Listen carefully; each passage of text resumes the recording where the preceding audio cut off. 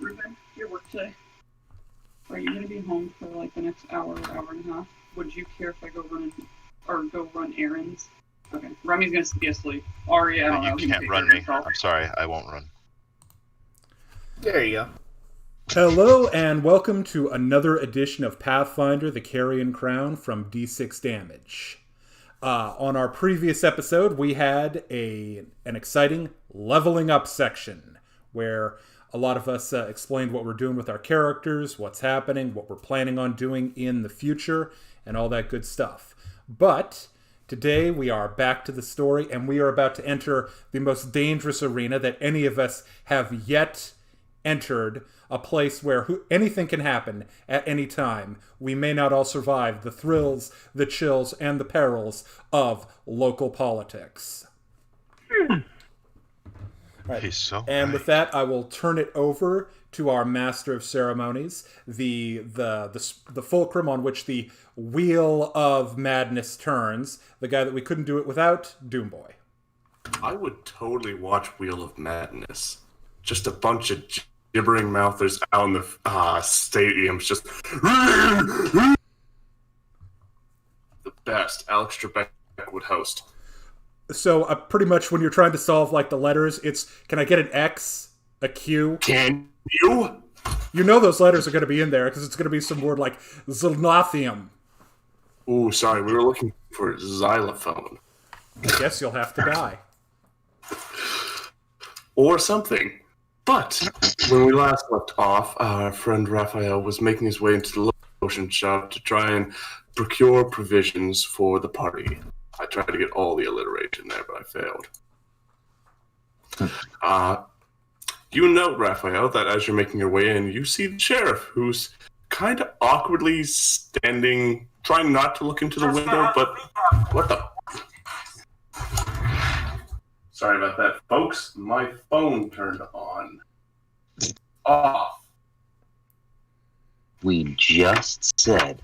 You had one job, you boy. It's the previous thing. I wasn't even on YouTube. Hey, you can say that's what gave him away. Raphael turned around only because he heard that guy's phone go off. Well, the market's broken. What was that noise? I'm going to see you guys next week. And that's, well, I guess this is over. We messed it up. I mean, so sorry, folks. That's it. Base. Sorry, guys, but the show must go on. Hey-o. Yeah. Okay. But yes, the party finds them. Raphael finds himself about to enter the potion shop, where he notes the sheriff looking in, but trying not to look obvious about it. Oh, I'm gonna... Oh, what's a good... Does he notice me? No. Does he notice me, Senpai? Be on the potion keeper inside. Me make a check real quick. Would that be perception or... Sense motive. Sense motive. That's the one that I was looking for. Sense motive. Does he like her? Oh. I rolled a 12. You know, he is a honest and upstanding member of society, so he's very bad at hiding things. He does seem to like her. He's trying to be tough and official, but it's really hard with him blushing a bit. Does he notice me? No, you're not the potion keeper, so...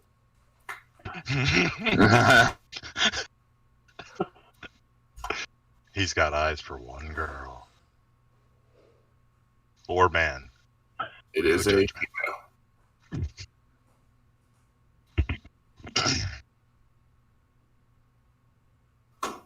I'll walk up like kind of next to him, like a little bit behind him, and just not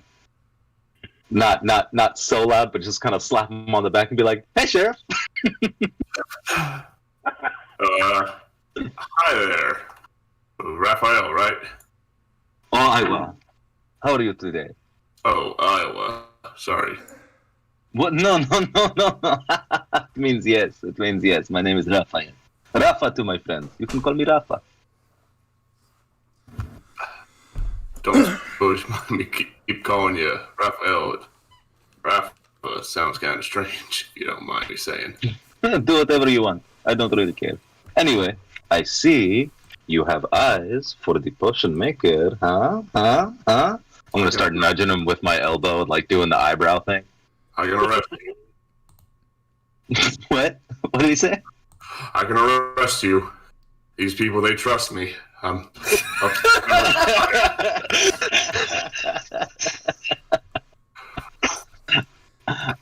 gonna one crime in this town. I'm gonna roll a diplomacy really quick.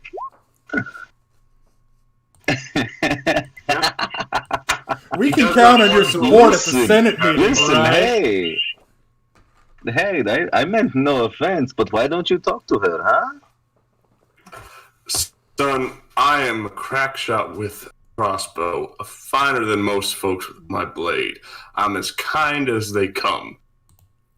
Talking to a mighty pretty lady like that, as he points into trying his Mighty pretty lady. obvious.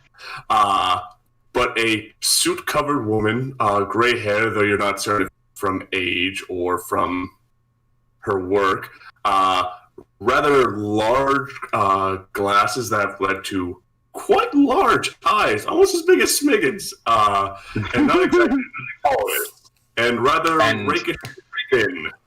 A mighty pretty lady like that, I ain't got that kind of skill, son, and I'm just trying to work on overcoming this challenge myself. I don't rightly need Saren Ray shining in on it.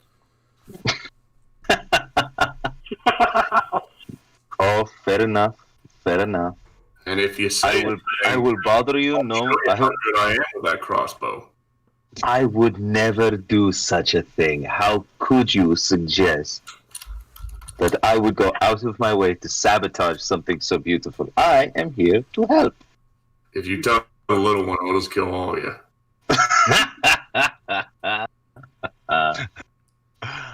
That's No, your appropriate. secret is safe with me. What secret? Although it's not Says really a he's secret. getting his crossbow. I'm just I saying, don't you're know. pretty obvious about it. She definitely knows. If I know anything about women, she knows. Meanwhile, It's she's in the shop. interesting to The see sheriff this. is planning to kill me, sort of shakily holding a crossbow under the counter. It's rather interesting to God. see a man who's clearly worked many a day in the sun, his skin quite tan, turn so red. It's quite a trip for his face to go on. Raphael's having so much fun right now. I know. Would you like me to talk to her in your stead? No. That would never work. He is aiming at you, and you don't know if he's aiming at your foot, your knee, or your genitals. I'm gonna gently like push the crossbow down. We'll write her a poem. This is what we shall do. Hold on. Yeah, I think his heart Yeah. stopped. yeah, you look like that'll work. That's how they always do it in the books. Not. Sorry, man. I tried to stop him. He was making his way up to Arrowstone. He started acting all possessed and seemed like he was unleashing some dark god. So I just shot him. Who's talking about me? Do you know? Sorry, we were anyone? unleashing dark gods today. I was not informed of this. I don't even have a Well, proper yeah, sacrifice. dark gods. Are we unleashing dark? But the full moon's not for another week. Do we know? Position. Do we know anyone good at calligraphy? Because a well-written note is worth its weight in gold. Have Raphael, Cyphus, you actually... have Cyphus do it. Yeah, I actually do have craft calligraphy. I want to see this love note written in Aklo. Yes.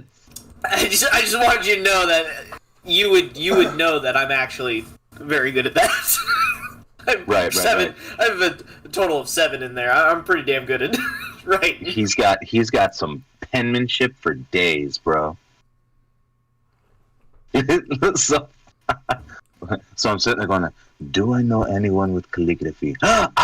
Yes, I know someone who could write a wonderful note for you. But you are the one who has to dictate it, and I will help.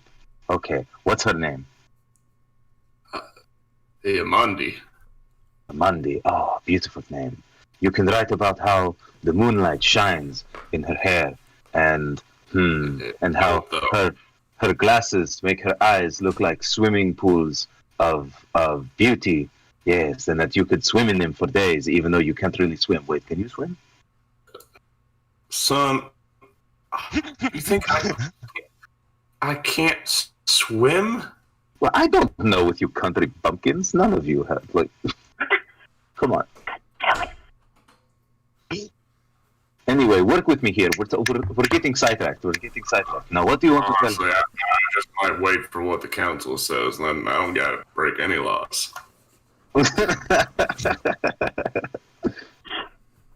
No, come, walk with me, talk with me. We will work on this together. If you want to try and resist arresting whenever they ask me, that do me a mighty big favor. Me and my boys can just pal around, have a good time. I'm completely ignoring him, and I'm like already jotting some notes on the side of the wall. Like I've pushed a piece of paper up on the wall, and I'm jotting down little notes like, yes, hair of moonlight and eyes of shimmering water. You're writing on. As the woman inside has stopped her sleeping, you confused. As the sheriff has pulled his hat down and is quickly going on patrol. Oh, look, a criminal. Some kid looks up. What? That kid knows what he did.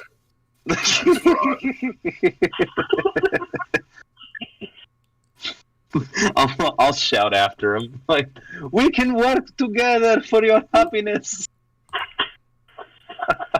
So, she's looking at you strangely, because how else could she look at you?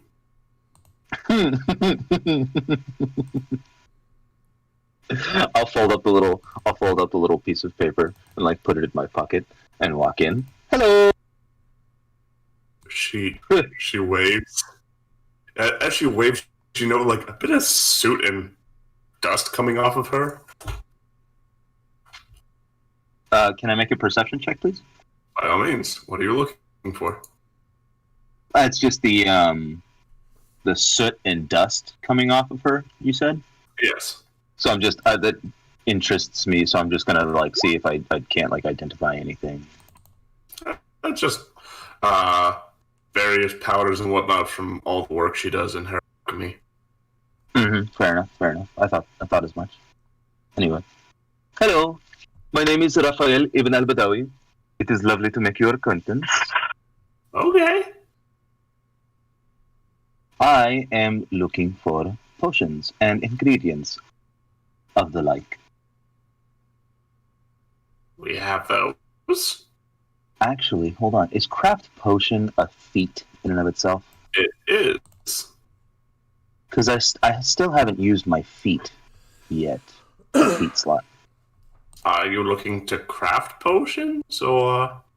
Well, just the idea just popped into my head. So it wouldn't be bad This is the for you. I mean, character you asking could the make a lot of character. good healing stuff for us. yeah. I think the shopkeeper was asking you, though. Yeah, that was what she was doing. Oh right. Oh sorry. Because you were still doing your little voice. Well, a little bit of yes, a little bit of no. If I can find a couple of already made potions, let's see, how much money do I have? Because it is all going to be rather important. What are you looking for in particular? I have about 80 gold. I don't say this out loud, I'm just saying. How much money you have. Excuse me, ma'am. I have 80 gold. Now I want as much as that can buy. No, absolutely not. I was just making sure that I had enough. Now,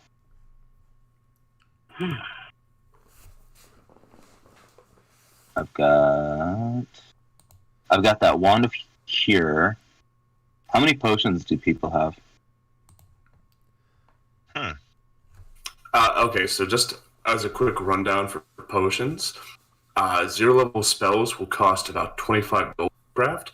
First level spells will cost. Oh wait, no, this is half that.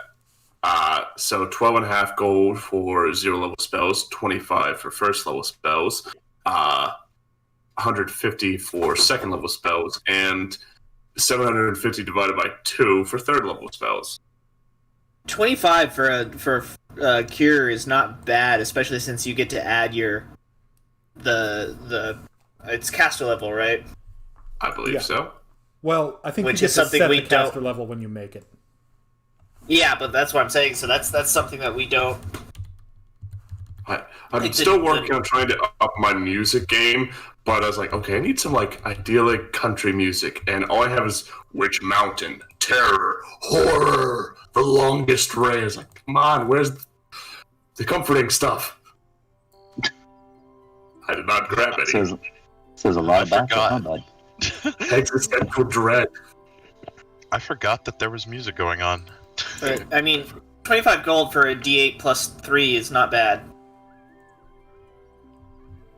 It is Yeah. not, considering that's what a Siphus is. That's what a safe is. Don't be ridiculous. I'm a D8 plus 2. Oh. My Actually, don't be ridiculous. I'm a D8 plus 1. Oh, chisel my nizzle. Because it's actually a bard spell for me, not. Oh, I meant like that's how much health you have. Oh, don't be ridiculous. No, I have 30 health. I have a huge amount of health. Oh, the more for me to take out of you. I have a massive constitution score. I don't know if folks are keeping track at home, but massive constitution score 16. Yeah, that's a lot. It's massive. Simply massive. Oh, why, thank you. I get that a lot. Okay, let's move on. So, what in particular are you looking for? Oh, healing, of course. I, myself, am a healer of Serenray. Lovely to make your acquaintance. If your god's giving it away for free, why do you need to buy it? Not that I don't want you to buy things, I just don't get... Oh, well, God. you know, Not that I divine don't- magic always has its limits, Hmm. and one must cover all their bases in order to survive. That's It is what my bizarre. father always told me. Alright. One more time. That's bizarre for gods, that they've run out. Well, the god doesn't run out. My mortal form runs out of ability to channel it. Well, most theologists agree that there was a grand compact between all the gods, that they would all dispense a certain And I put amount my of hand on divine energy D6's per face day. and shoves him out the door.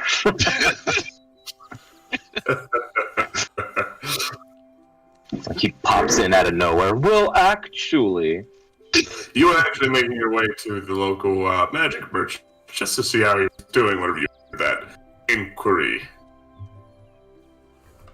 But yes, over the course of the next 20 or so minutes, she begins walking you through the fundamentals of potion crafting, about taking a base, creating a catalyst, saying that there's a difference between potions and oils, with oils essentially reacting to skin and air, while most potions are reactive based off your acids within your gut upon drinking it, that it spreads the magic throughout. As you're basically taking down notes because she's going quite quickly, you basically get the fundamentals of brewing potion. nice. So, I'm gonna add that to my list of feats. Brew potion. It was either that or blazing channel, Mm-hmm. and I can get that at 5th level, which is fine.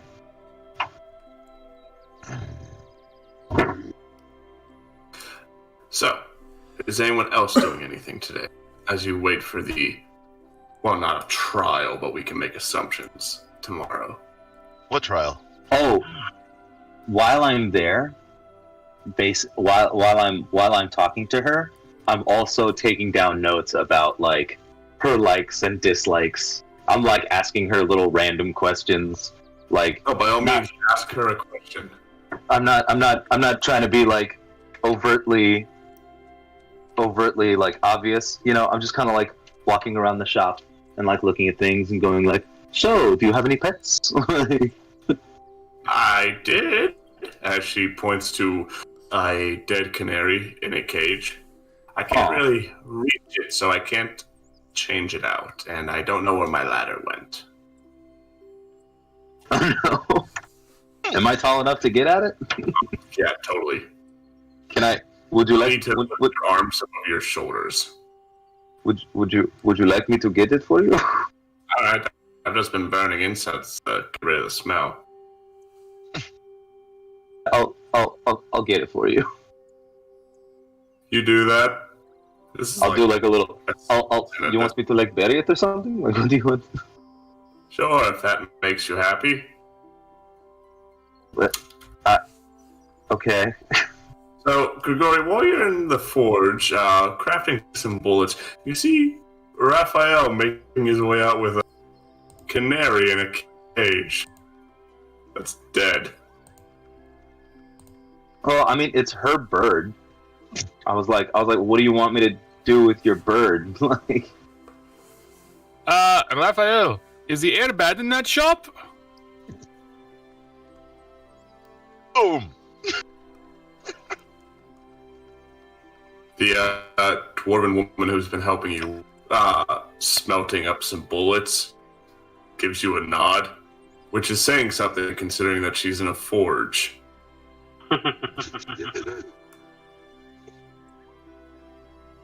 so confused. I just gotta give her a look like, yeesh, I don't want to go in there. I'm glad I'm in here.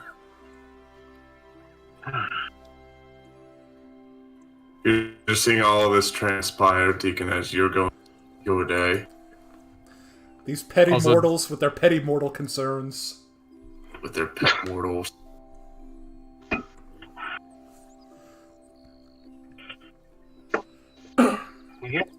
I guess so while they're doing that, I guess we're making my way around town, and one part of me wants to stop at the Temple for Asthma, another part wants to take a look at the courthouse. Or, I mean, I don't think we can build a case where we are right now. So I guess I'm just making supplies and making a quick stop to the Temple for Asthma. Well, the courthouse is more the town hall, as this place does not really have a courthouse, being a small rural town. You do see one of the acolytes standing guard at the church. All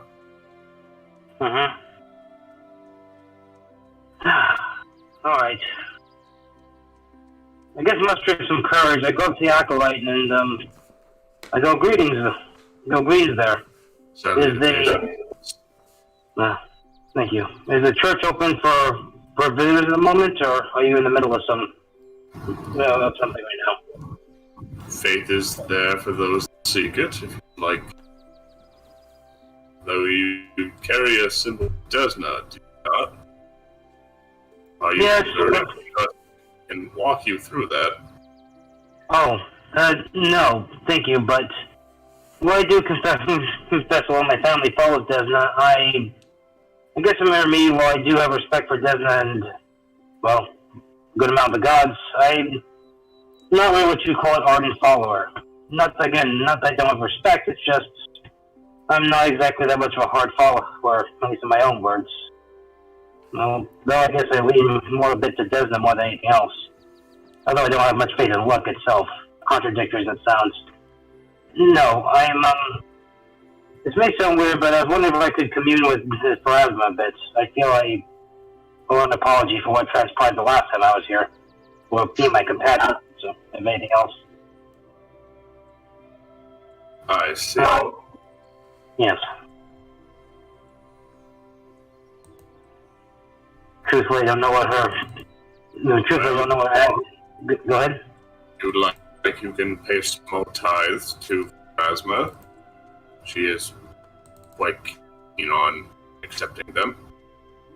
It's expensive to bury the dead, especially with some of our disappearing as Yeah, seems to be a bit of a problem. Yeah. I guess a tithe and maybe a word to the Phrasma, and then I'll be off. I don't want to get trouble Phrasma in my presence any more than most of the beings this world or the next. So God's in many ways. I'm sure they have patience for you. Thinking about what happened to the professor and everything else, you see my mouth taut a little bit, and I'll go, yes, thank you. And I'll make my way in. He puts his hand away, assuming that you'll just give words. I'm sorry? Make your way in. I said he, just behind your back, puts his hand away, realizing he's not going to get that tithe right out of the Oh, I paid the tithe to him. I thought I had to pay inside. I mean, you give him the money, and then he gives the money to, where it needs to go. So he's gonna go run off and buy a pizza with or something. Oh, at that point I stop and go, oh, I'm sorry, I thought I had to pay with him. So, I was gonna, I paid 10 gold for tithing, so yeah. My apologies, here. One more so there's no hard feelings. Thank So you. total of 11. Let's see. How much are you giving him? 11. 11. He takes it gladly and leads you in. You see the rather large statue of Phrasma in the center, the one that gave you the willies the last time you presented. Considering my own guilt with what transpired not only with the last time here, but with the professor's funeral, yeah, cue the old phrase sweating like a sinner in church, even if it's Phrasma's church.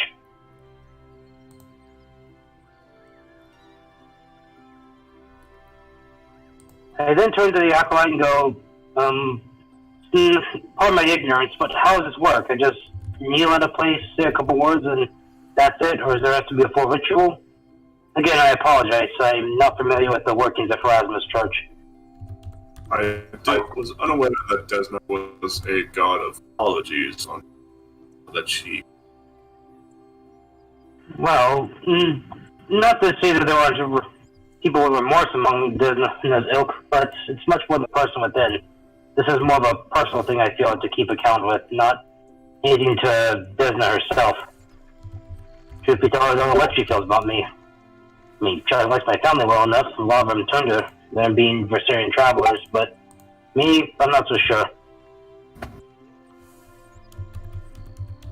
Suffice to say, take your faith and put it in this god. I think that would be a kindness. And if not that, be solemn, think of it done, and make a promise to yourself and Phrasma, never done. Never do again when you're done. My apologies. My god is a god of death, and passing on elocution is not in that domain. Understood. I'll just have a quick word then, and I'll be off. So that's... Alright. Oh, go ahead. He just starts making his way on with 11 gold.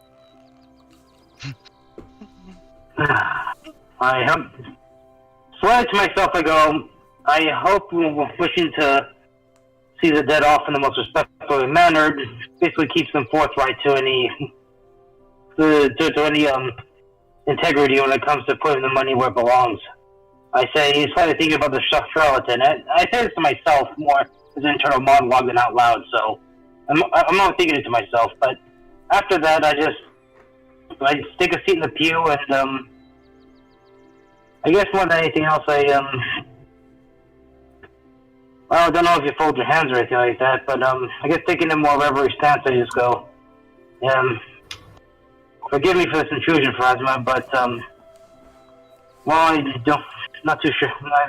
But as I said, the Dracolyte rather unknowledgeable about your ways. I hope you can don't know if you can hear me or not, but I came to, well, exchange just a couple words, and I'll be off, and you have to continue with what you need to do as far as the death are like. Not knowing if she's actually going to hear me.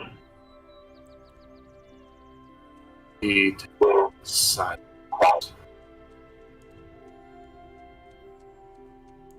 I sat there for a minute, and then you go, well, I suppose I'll just say it. I cannot speak for all my group, considering what happened in the burial of Professor Petrus Larimore. I want to say I'm sorry, personally, how that turned out, and last time in your presence, I'm sorry how that turned out as well. Sure, there's lots, don't want to say lots going on to excuse myself, but I regret how that turned out as far as that goes. There's not a position to make any kind of falsehoods into your presence, just I feel that, well, we felt it there's one way the instance, and not everyone felt was another. I didn't want to make it to where it's like we're trying to lie to you or anything, and that, just the opposite. But I felt we acted, with all due respect, I felt we acted that way as the best, at the moment, the best options we felt were the right ones to respect the dead and try to find out what's going on. So, I guess what I'm trying to say is I'm sorry, and probably when I say it won't have any effect on people like the professor or my uncle, whoever he is, or even my grandfather that passed away not too long. I mean, there's a moment as you think about them, Rigel. Can't remember his name, his face. Having a grandfather, I mean, you must have had a grandfather. Can't remember anything about him. And as for your uncle, definitely his face, it's just this black void. I paused for a minute saying that. I paused for a minute when I think about both those two people. My grandfather, as far as that, my other side, well, of course I can remember, he passed away when, I guess, me and my siblings were very, very young. So, Grandma spoke to him kindly enough, but the uncle, that's actually a cause for concern. I definitely remember seeing him there before what happened to him and his disappearance, so it's like you not remembering a close relative is like, no, I know his name, but why is he not there then? Or whoever they are. I shake my head and just trying to shake myself out of this obligatory WTF moment and just go, well, anyways, that's about it. Again, I can't speak for all my compatriots, but I am sorry how things transpired. It was not meant as offense to you, but more a difference in perspective. Not to excuse myself, but yeah. Anyways, I'll have out for more to say to a god, but I hope everything goes well on your end and people go where they need to as far as the afterlife. I give a respectful bow and then effectively I walk out. As you make your way out, the acolyte hands you appears to be a pamphlet shaped like a tombstone. Lovely. That reads on the front, preparing for the end.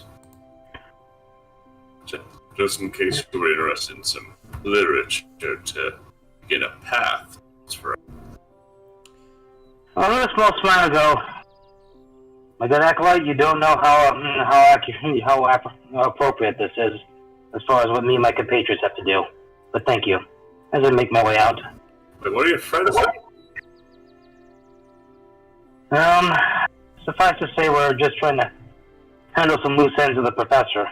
Nothing untoward, just, I guess, more sharing in his legacy and seeing what we can do for Kendra at the moment. Okay. Don't for someone. Pardon?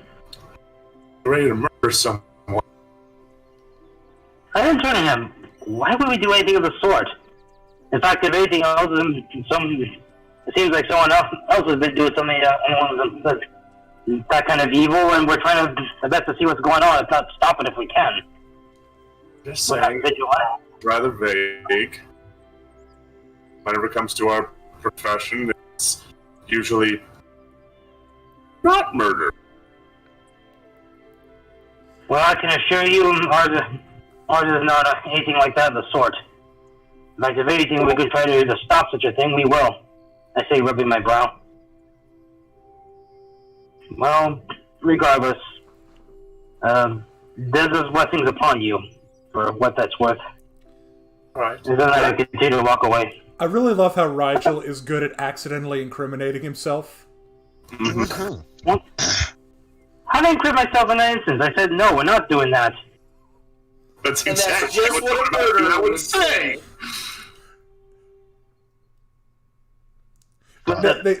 There's just, and you're never guilty of anything. There's just these scenes of like you're gonna be walking like through the woods. You'll like run to a cranberry bush and like use your sword to cut it up. You'll get cranberry juice all over the sword. You'll be walking like past some old lady's house. You'll be cleaning the cranberry juice off your sword. She'll look out the window just then and see you wiping blood off your blade.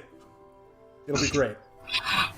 I'm genuinely just imagining these detect evil just flares up every once in a while. Wait, what's wrong with him? Oh, brother. Ah, bro. No, jeez. To be fair, innocent people, by that same logic, innocent people are automatically guilty because I would never do that, and they would never do that. Uh-huh. Brother. Anywho, Right. Grigori, Raphael, and Deacon, do you see Kendra quickly step into the apothecary and then step out with a potion, something purple and kind of bubbling, as she makes her way into the general store. I Aren't feel I like in the apothecary? I feel like going to a theme restaurant. Oh no, you had stepped out to deal with a bird. I feel like I would just kind of like set it outside for the time being because I'm just super confused about the whole situation. You see her pop in quickly, and she's coming out. Oh, hello, Raphael. Excuse me. Hello. Around you. Hold on, I'm gonna hold up the first little potion that I made. I made this. Oh, big old smile on my face. She just pats you on the cheek with a similar smile. No, that's all.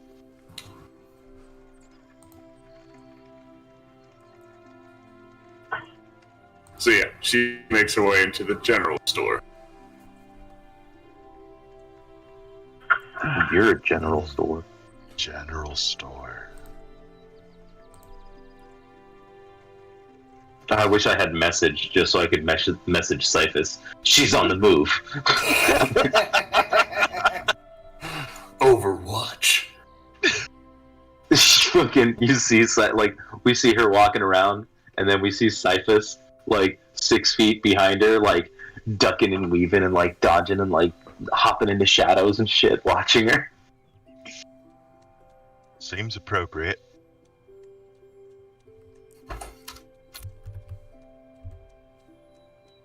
But yeah, after a while you see her coming out with a red eye. You're not sure what Kendra gets up to in her day-to-day, but this is giving you a bit of insight. She got what? She got what appears to be a cobbler. A pie. Oh, Ah. A cobbler. It's a little shoemaker. Yeah. Funny Who how never told her. I make the little shoes and those plastic bits on the ends of the laces. They're called aglets, and their original purpose is sinister. Thank you. I'm so happy someone made that reference. Pause.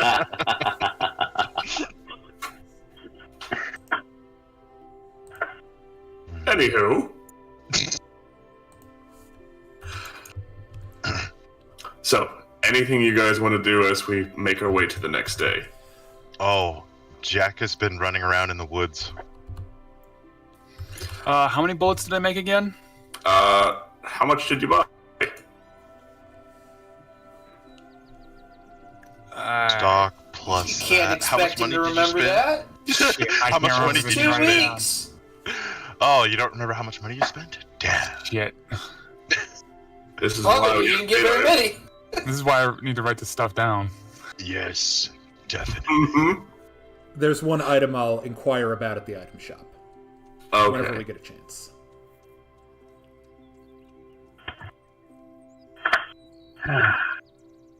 How about you work out how much money you want to spend on that? Mr. Goria will get to item shop time. Cool. Yep. I'm gonna spend 50 gold for enough for 2 potions of cure light. Okay then. And I'm running around with an animal I stole from one of the local farms in the woods. Okay. Fucking, of course you While you are. are making your way through the woods, you hear what sounds like a lot of commotion and noise. If you choose to pursue, you see that it appears to be some of the younger kids that have such a keen interest in Harrowstone, and they're playing tag. I tell he goes Time to get rushing murdered. right at you before he sees that it's you, and then he doubles back and it's like, ah! it's like I pop my head up out of the bush and look at him, look at the others. Sika, tag! That one's it! Sika starts climbing a tree. And Jack runs and jumps off of a different tree. Fuck. He'll never catch me! Although, now I look back, look at the little piglet, and then run back to the piglet, grab it, and then keep running. There's a piglet? Alright. Yes, Piglet inherent. My god, Piglet was my favorite character. He's so cute. But yeah, you just watch as the kids are going about playing. They seem to be having a fantastic time. It's a bit difficult for you to watch, Jack, as you know that you kind of didn't have that as a kid. Yeah, I think Jack is watching at first, and he's very curious, and then he wonders, was I supposed to do that? Am I supposed to do that now? Maybe I get the others and start doing that. God, no. Will it work? Please don't.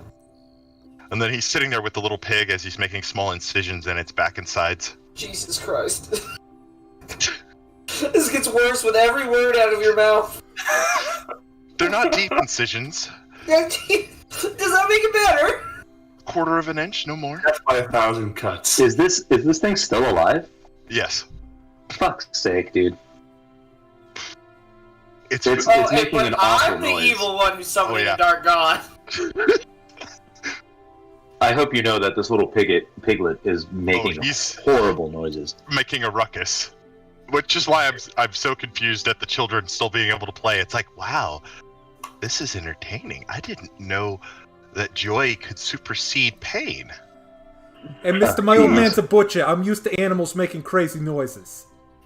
Now let me go about my little child business. Bada bing! Hey! Hey, I'm enjoying my child here. Forgive me. Forgive me! Hey, I'm tagging here. After about 3 minutes goes by, I wander deeper into the forest. Have any of Looking for you a actually? cave. Have any of you actually heard like a pig and or boar like freak No, out? I looked at Yeah. Sean Oh, yeah. They sound they're like actual terrifying. fucking demons. Mm-hmm. It is terrifying to hear. I don't suppose there was a party. Nightmares We had to deal with a wild boar one time in the army, and like the sounds that was making before it popped out of the bush, I'm like, holy fuck, this is how I go. Like this is it. Like, One time we had a javelina run onto a PT field. It was very surprising. oh no. Anyway, let's go back to Jack taking a small animal into the woods and torturing it. That is not behavior endorsed by D6 damage, by the way. Yeah, no, definitely absolutely not. The opposite, in fact. It's almost unanimous. It's Yeah, almost- almost is the problem. a concern as those kids don't seem to mind whatsoever playing tag. Yeah, Jack was concerned at that. I'm already convinced kids are evil, so it's no big deal. Even Seek is kind of put off by it. It's like, Sika knows that torturing it is a bad idea, which is why Jack is like, after the third incision, he's like, okay. And then he puts it on the ground, points it deeper into the woods, and start chasing it. Okay. It should find the biggest hole. As I whistle for Sika. Sika climbs down, majestic beast that she is, and looks to you kind of puzzled as to what the devil you're doing. The hunt starts. We find our new friend. Come. As I start chanting a ritual and racing after the pig. Alright then. Roll me a survival check. Survival.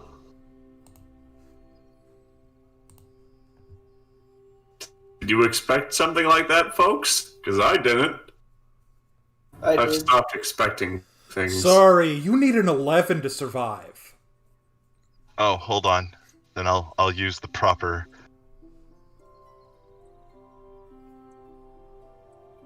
Yes. Congratulations, that pig you stole, you've lost it. It's gone.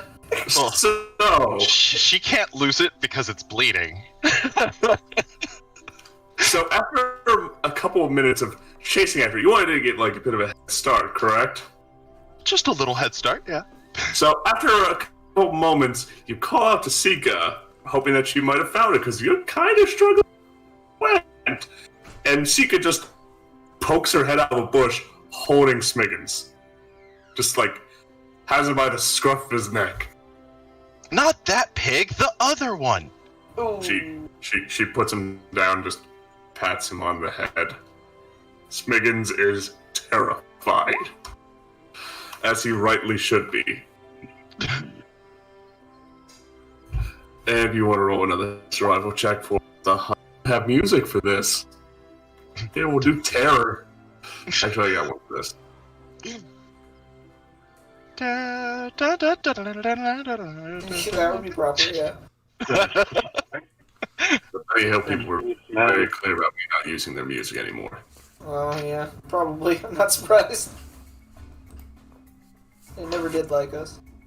But yes, after a while, you do manage to make your way rather deep into the woods, getting out of Robin Grove. As you're looking for something, you're looking for a cave. Let me roll a survival check for a poor innocent piglet that I have to watch die. So after a while, you do manage to find it kind of cornered, squealing, screaming in terror as it's struggling to find a cave. I start chasing it around until it starts moving deeper into the woods.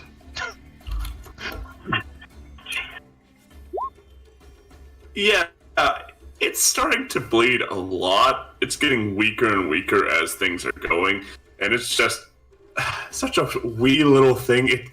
It's not smart enough to figure out where to find a cave. I'm just waiting for it to get ganked by a wolf. I know, right? I was waiting for that too. I was like, dang it.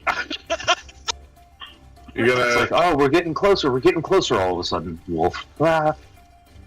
So at that point, I'm gonna I capture him. All right, hold on. Let me see if I can actually capture him.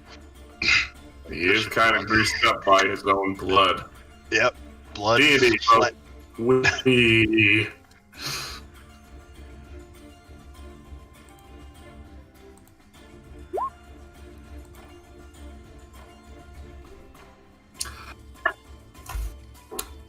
You know, I'm gonna give it a small bonus. Due to its size and blood, you are struggling to catch hold of it.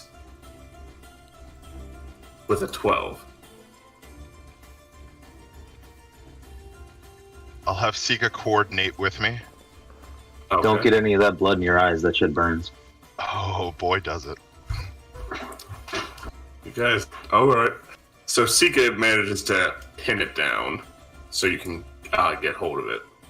Yay! All my low rolls. I'm getting them all out today. All right, so now that we have the pig again, I'm gonna sit there. I'll patch up its wounds with some leaves and sap.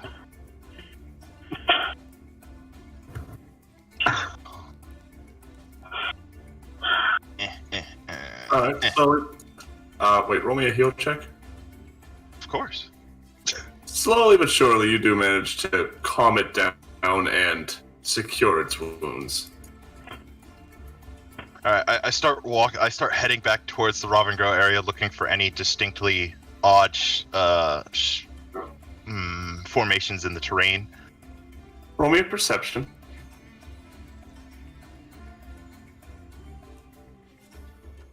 There it is.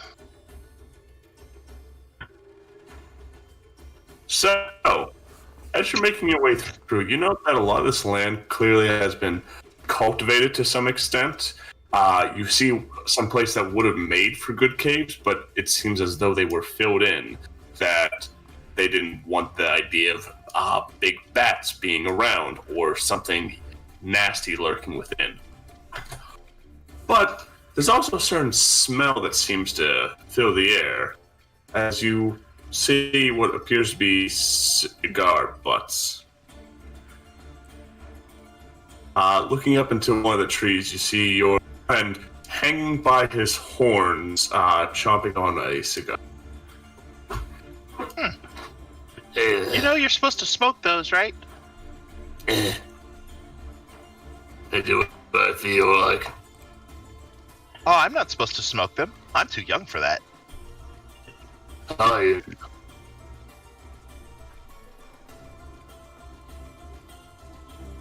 Is he just sorry? You sure you don't want one? All the cool kids are doing it. Peer pressure, peer pressure. Hey, you know me. Yeah, well, you can be the first. I don't want to be a cool kid. How? Alright then.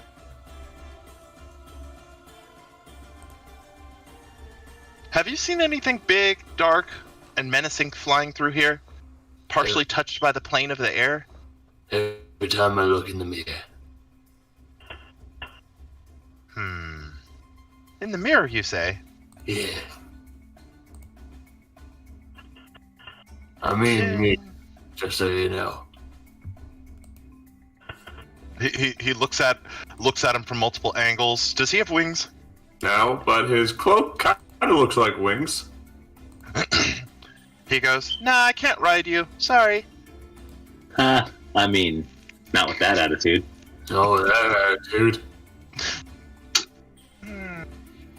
You don't have wings either. Starts walking past him. Oh, actually, he starts walking around him. Since he's hanging by his horns. He hops down. So, what are you looking for? Something to eat. Kill. I'm looking for Soar. It will be big, massive, terrifying, and about your size. Yeah, alright. Yeah, it works something out like that. But, can I have that pig? Only if I can find the big, terrifying creature that will haunt the nightmares of small children. He kind of gestures to all of them, so. Yes, but see, you're not flying around or haunting the nightmares of small children, and I'm not riding you. He, doesn't so much jump as just ascend off the ground. Just pushes off lightly, and he takes to the air. I have to go. My people need me. Think more like Totoro and his flying. All right, you see Jack putting that piglet into like the traditional shot put formation, and it looks like he's aiming for his head. All right. So he that poor piglet. He takes a couple steps and just launches the piglet at him, and then climbs up a tree and tries to jump on the guy's back. Oh, okay. So, I have rolls to make. Roll me strength pig. check for pig throwing. Yeah, you throw that pig skin. That's my boy. Pig throwing. Yeah, so... Sorry, it's Jack, you're not going to wiggling- make the football team. Hold on. How much you want to bet I can throw that pigskin over them mountains? Or I it's strange really- just looking out to the woods and just seeing kind of like small flashes of evil. It's concerning. So yeah, the pig Recapture the pig. wiggle out of your grasp only to fall into your grasps. Right. That's got to I'm set stormed. down.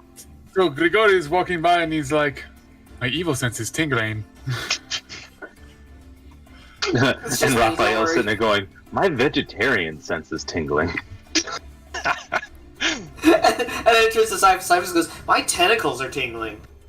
As Cypress is home alone.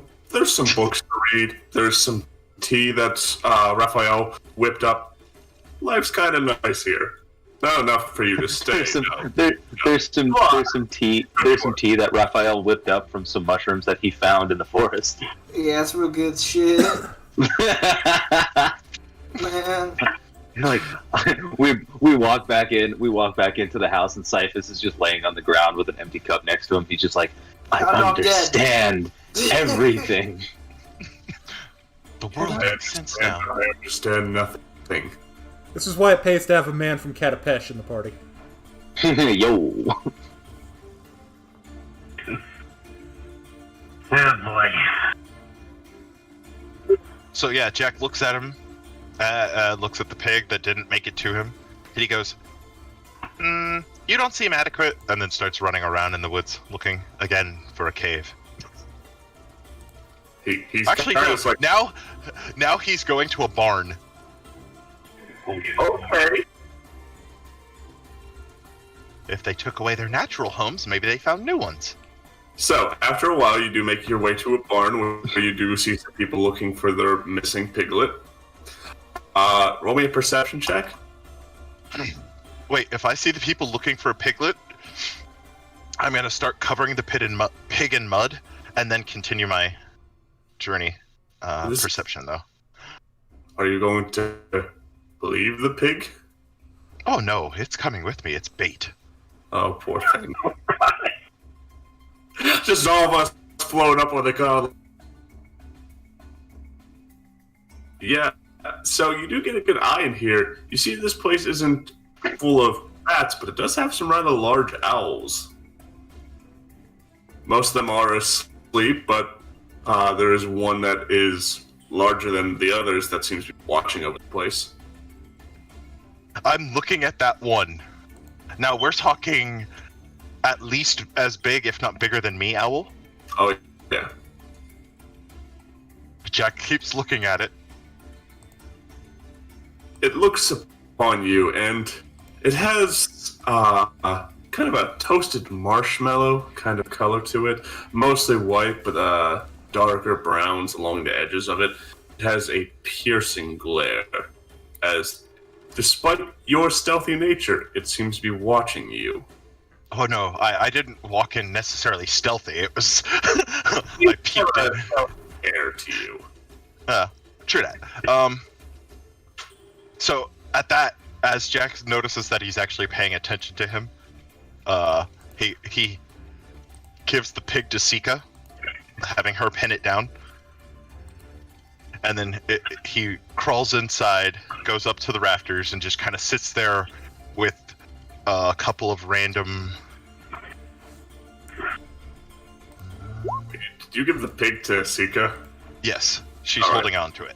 I give it a couple of random mice that I found in the fields. You see her set the piglet down and look at it, and the piglet does not move. Sika's giving it a motherly glare of, "Don't you do a thing." But I tossed them a couple of rats that I found in the woods. Yeah, you see that owl just throw it back, and it's gone. I clap silently, almost golf clap, so I don't wake the others. It's And then I go, it's what's it do? it's approaching you. It's a fair deal bigger than you.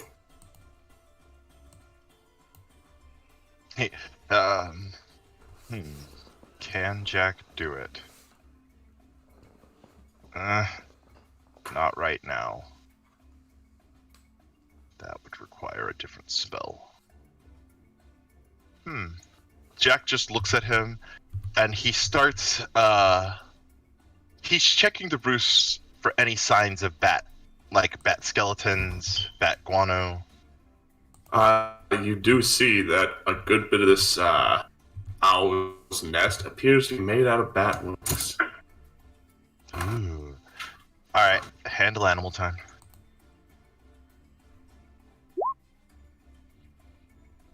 I'm trying to convince it to take me to its hunting grounds. It does not seem to see much needs to it. As Deacon finds himself stuck in a loading screen onto the Well, yeah, no. That's why I'm trying to convince him to take me to his hunting grounds, not for him to go hunting. Mm-hmm. So yeah. Come on, you can You do and it it. get to make your way out slowly as we make our way to Deacon. So Deacon, you were magic merchant shopping? I was. So I'll walk into the shop, I'll engage in the pleasantries, do a little, courtesy looking at the wares, and at some point I will break into a casual conversation with him. Once when I was in Osiron, I had the opportunity to visit a place called the House of the Shattered Eye. The seeress there was an exotic beauty. Truly she was. One of the gem Oreed race. Skin like moonstone, hair like finest lapis lazuli. She was an expert in a divinatory practice called lithomancy. She used a set of colorful stones to divine the nature of the outer planes and how it impacts our reality here. Tell me, do you know how one might acquire such a thing in a province such as this? I see that you're a strange traveler. I think I have something that might do what you require. I have some stones that I think have the semblance of power, but the more faith and power you give them, the more power they'll have. As he pulls out a small box that has a row of stones, there is one that appears to be a pyramid with 4 sides, a nice jade. One is a simple square of a turquoise.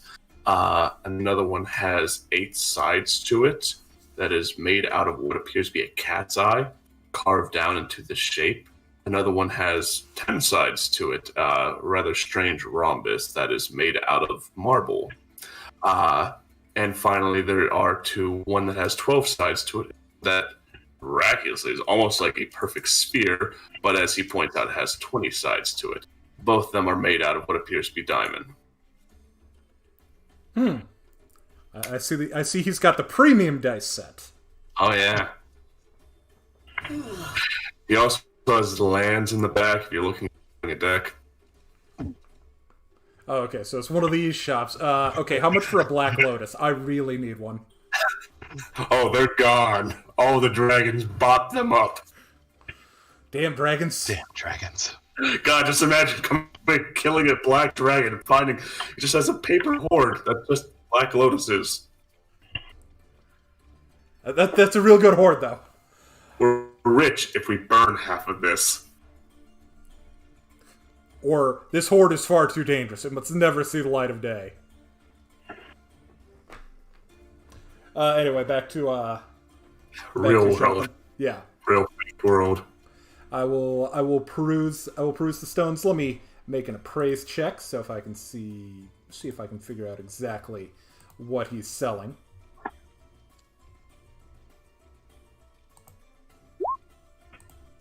It's going to be a big 22 there, boss. Yeah, they would do the work that you require. They have a faint magical to them, but like you said, it does seem like it would get more as time goes by. I will look them over and say, intriguing. How much are you asking? What magic item are you trying to purchase? Oh, okay, there you go. Thank you.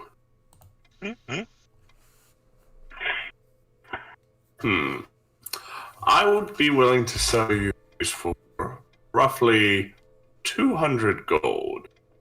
But bear with me that they're not that powerful right now. It would take time. Not an unreasonable price.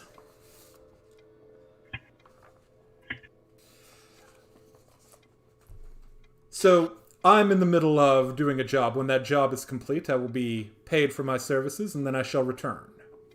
Well, as most of the folks here are country bumpkins, I think they're safe in my shop. I don't think anyone's going to put 500 or 200 gold down for shiny rocks right now. Though they would make some delightful rings. No doubt. Jack's plot hook is tingling. Well, Maybe put them on a gauntlet. That'd be neat. well, thank you for allowing me to peruse your wares yet again. And I will bid the merchant good day and head back home. So, as you're making your way home, Rigel, you see Kendra there with a pie and a potion, and she pulls you aside, asking for your help. Oh, of course, Kendra. She hands you the pie, slams back the potion, and says, "Okay." Then kicks down the door, and you guys, I don't know, murder a family or something. It'll be awesome. Good grief, just my... Anywho, Rigel's potential... I just got done telling the Arcway for us about we're not doing anything wrong, and this happens. I'm kidding, but knowing my luck. But you managed to make your way home. Raphael and Grigori finished around the same time. You have a nice collection of stones to purchase. You managed to whip up some delightful potions, Raphael. And Grigori, you've got bullets to spare. Well, not spare. Cyphus gets uppity. Meanwhile, Grigori, when everyone gets home, would probably be working on something in a small journal. He's just kind of sketching an idea out.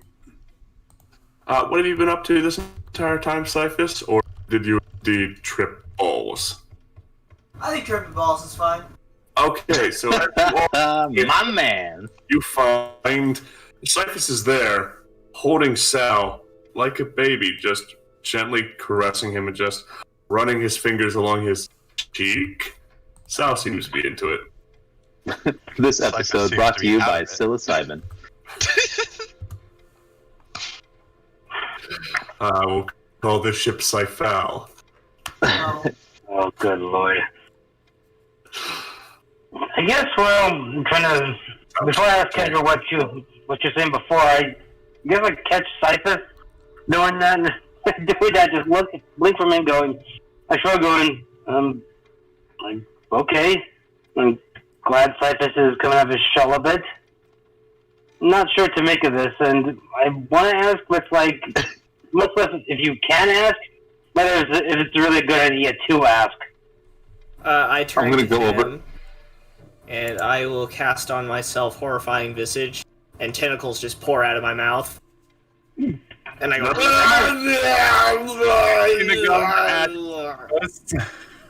But then you notice how the tentacles look as they're like swaying to and fro, and then you get like all Oh yeah, you get all caught up in looking at the tentacles, and you're like, oh whoa, dude. red as they just change again and again. It's hypnotic. And I go over. Terrifyingly hypnotic. Raphael walks over to the pot. He's like, you drank all of it? You're only supposed to have a cup.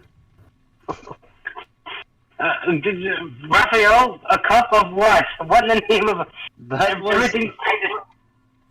That was for all of us. What?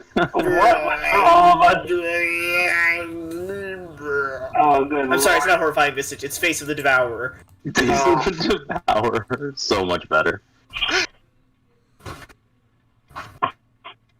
Gently, if not tentatively, I slightly walk a little bit close to Cypher. Not so much where he can grab me or thingy, but I then make a motion. You know that motion when you want to know someone's looking at you, you just wave your hand back and forth, and before, not in their face, but in front of it?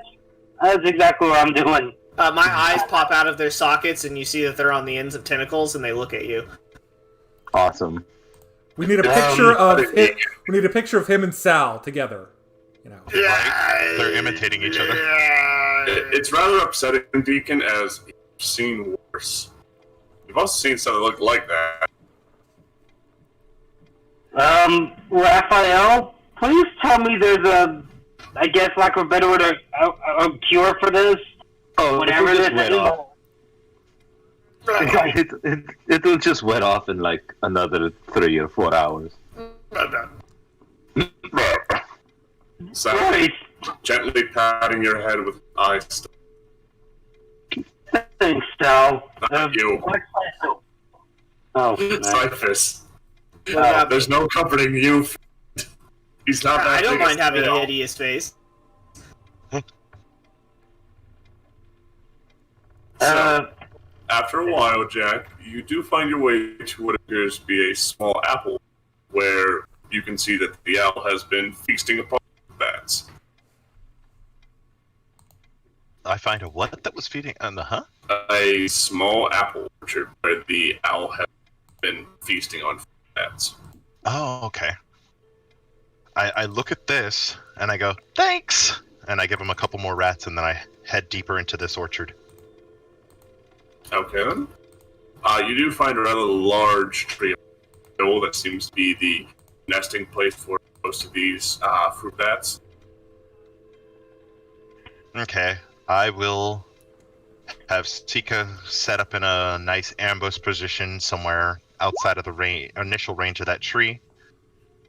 That little piglet is just following Sika now. Yep. Good. Perfect. And then I will start to climb that tree in the search for what I'm looking for. Alright, then you do make your way up and you see there are some bats that are resting, as it's not daytime. I think I understood that. It's daytime, and thus the bats are resting. Mm-hmm. I'm crawling around them, not touching them directly, but looking at them, inspecting each one, looking for just the right look. There are a few. They're very, very fluffy, as you're seeing. There are big ears. Some of them have a bit of coloration to them, though most of them are black to blend in with the night sky. You do see one that has a black wings, but a soft gray body.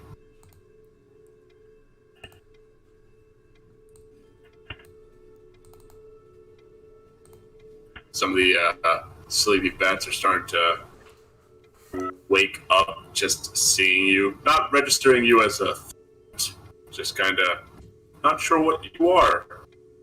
They're bats, they're not smart.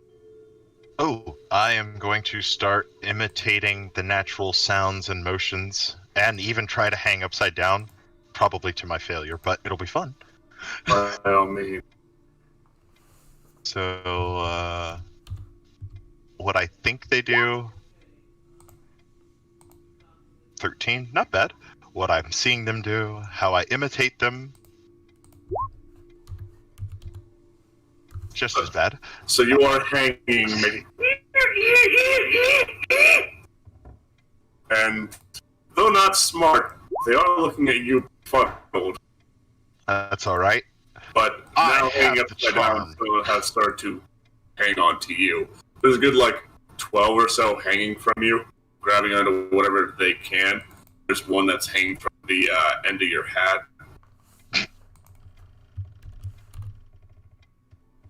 I find all of this hilarious as I'm cuddling and messing with all these bits. I'll be spending the next, 20 hours-ish. 20 hours hanging upside down. Well, not hanging upside down, just hanging out with bats in general. Oh, okay. So yes, these bats are hanging around you. Sika's just kind of batting the little piglet around. Not killing it, but, you know, she doesn't know what to do with it. Cats like to play with their food. Yeah. Right?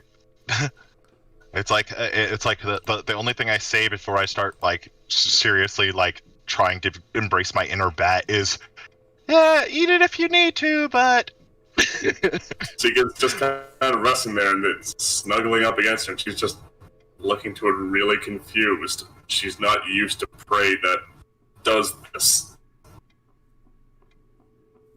prey is trying to save its life. You see her every once in a while kind of make the motion, start to unhinge her jaw to snap its neck and eat it, and she just kind of stops. She's mulling it over. Yeah, if I see any bat that doesn't look like a fruit bat, I'll throw a rat at it. Doesn't seem to be one in the bunch. Okay. You think that with Ramen Girl and how paranoid they are, that it's a mystery that there's any bats in the area? That it seems that this potentially set up this area as a little safe space for these bats. There's definitely no vampire bats, that's for certain. Well, that's okay. I'll just find one that suits my needs and turn him. Okay. Any particular coloration you're interested in?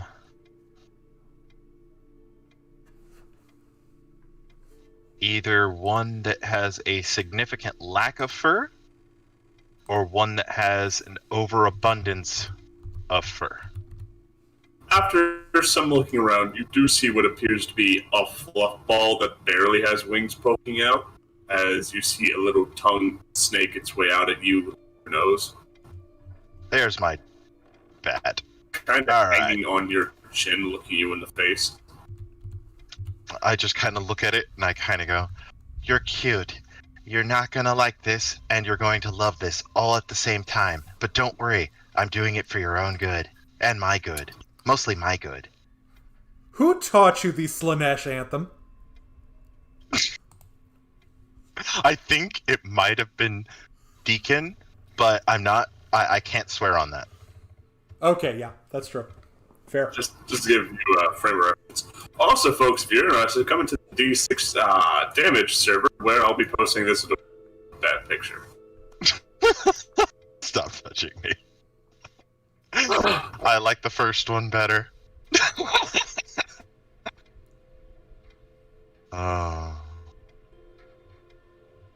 So, like, this is what he's going to turn it into, kind of?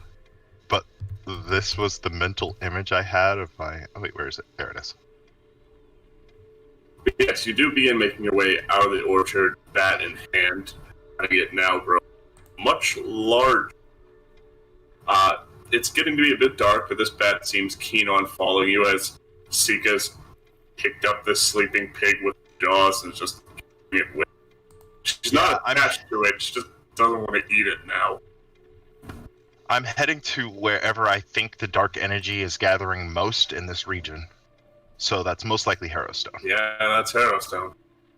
Yep, and I'm heading to the uppermost floor that I can get to. So, making your way there, you do see two deputies of the sheriff on patrol around the place, lanterns in hand, both a sword at their side. This is great. Jack sees them. Hold on.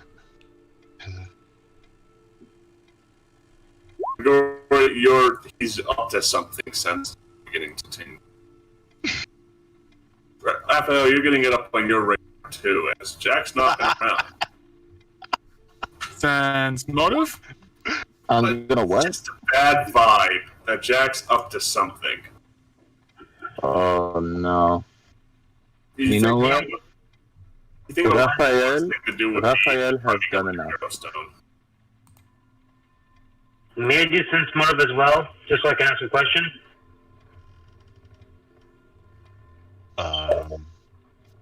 Oh. Would you naturally feel inclined to wonder about Jack's whereabouts throughout the day? You're not exactly wondering it, Rigel. Kendra is. Oh no, you're coming down, man. The eyes are slowly just getting pulled back into the sockets. Mm-hmm. I could see suck that. the tentacles back in. You've got a lot of slime on you. You don't know where it came from. Sal is looking at you sweetly. I don't particularly care. I will throw him off me once I'm conscious, but... What are you doing here? He's kind of like flicking a boogie. Basically made out of boogie.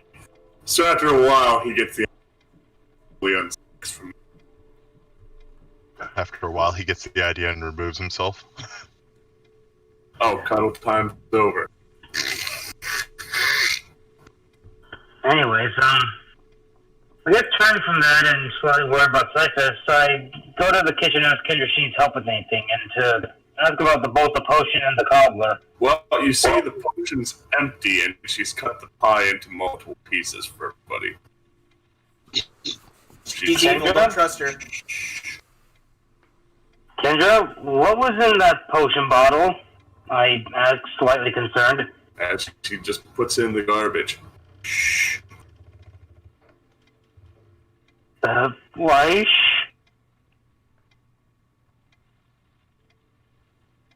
Turns you around and very gently pushes you out. A very not evil grin, because that would only give Cyphus a kind of look of she's up to something, but not exactly something evil.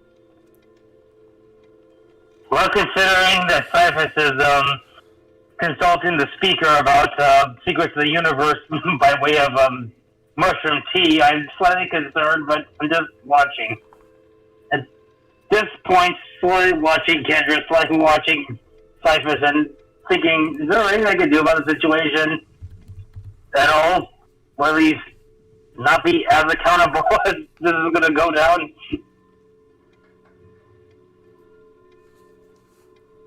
It's fine. It's fine. Just be patient.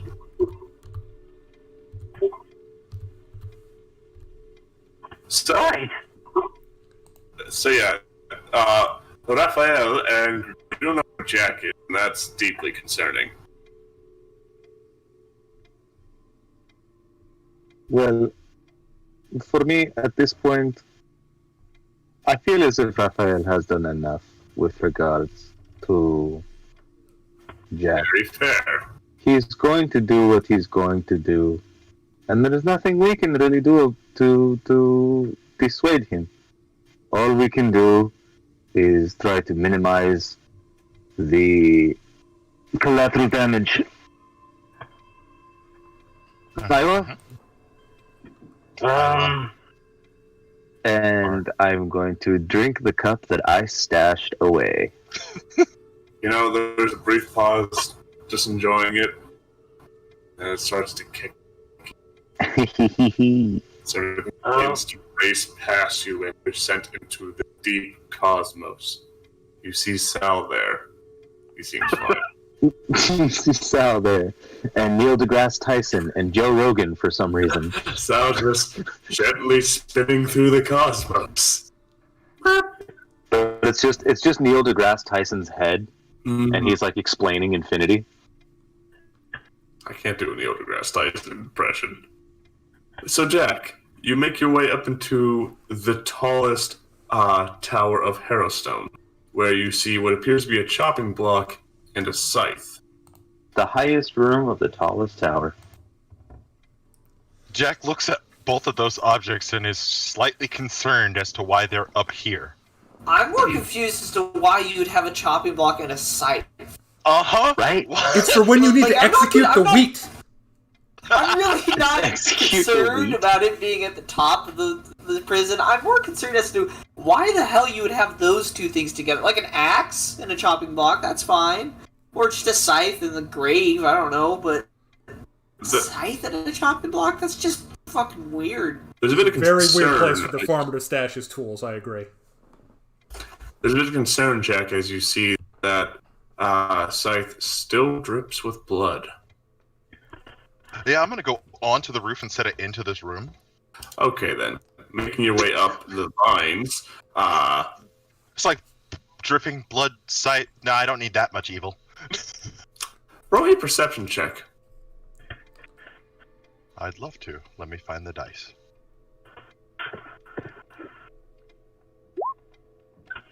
Oh, perfect. My low rolls are right on track. That scythe is gone.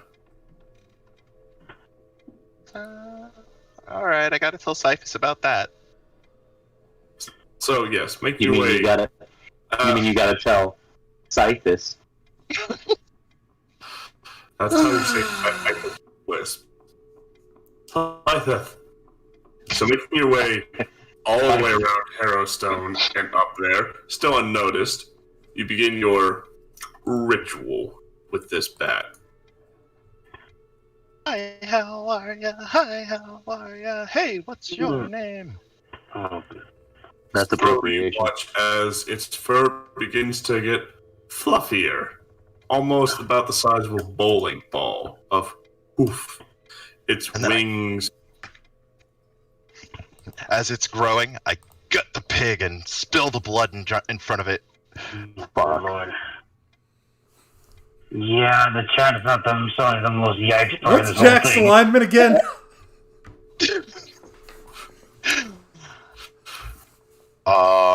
Friendly. I thought you said, what's chat's alignment? Oh no, I know He that said chat it's is chaotic Jack's evil, Yeah. but so is Jack. I mean Not chaotic true. friendly. I mean Not friendly true. evil. Yes. Wait a minute. Shit, there is no such thing as friendly evil. Yes, there is. It's called There lawful absolutely neutral. is. Friendly is a lawful neutral. That's good. So, you slit the pig's throat. The bat seems a bit perplexed by that as its wings begin to stretch and fan out like an umbrella opening up. As this rather bulky creature is looking at you, confused. I'm gonna bifurcate it, the pig, and then let him eat as I continue my ritual. Spreading the blood, soaking my hat with the blood first, and then spreading the blood on my face, and then on his face. Oh boy. Kind of licks the blood, but doesn't seem to really get it. That's okay. It's just getting started. Oh boy. This is why we don't take Jack to toy stores, because he would be like in the back cutting a teddy bear open. Yes, dip my hat in the stuffing. You're not It'd be- wrong. I want this! Okay, let me see if I got the money for it. I broke it! I remember like someone commenting on the very first video we did, going, "Oh, Jack is that character, huh?" Something like that, something along those lines. And then I was like, "Oh, well, just give him time. He'll get better." No. He did get better. He just is having a moment. So, yeah, You gotta- most of an hour, thunder rolling through, this creature shifts and changes into a proper mount for you. Though it doesn't seem to have that killer instinct or lust for blood that you, as that's just not part of its diet. No, Jack looks at that and he goes, as he gives him a nice big hug around his head. I think you're perfect the way you are. You don't have to want to eat my enemies. I have Sika and myself for that. So he's just looking at that poor pig. You can have whatever you want, Sika. And Sika just hops down from the railing, and as you all begin making your way home. Oh, So, I'm gone Jack for a was- while. I mean, you started fairly early in the day. I did start fairly early. So But I'm gone till the next morning. okay. So, Oh, when Cyphus is finally done coming down off whatever he's on, I have a question for him. I have all of the answers. Cyphus, I'm trying to recall the name of a language that's the language of, the empire of the ghouls that's said to exist beneath the ground, the language of undead Necro? things. Yes, that's the one. Yeah, I'm proficient in it. Would you mind teaching me? Oh, yeah, totally. Kidding me? Languages are my specialty. You two begin working through this language, working through the verbs and consonants of it, as you see Raphael sitting in a stool, looking 1,000 miles away, just holding Ba really tightly, as though it's his only anchor to the world. Ba would be pretty happy about this. Just gently holding on to this clown, as though his world's going to buckle under him if he lets go. Of course he gets Ba, and I get the stupid slug. Look, Sal loves you. Yeah, well, I don't love him. It's an unrequited love. Just want to see Sal with a rose in his mouth. Eats. As he's eating it. Yeah.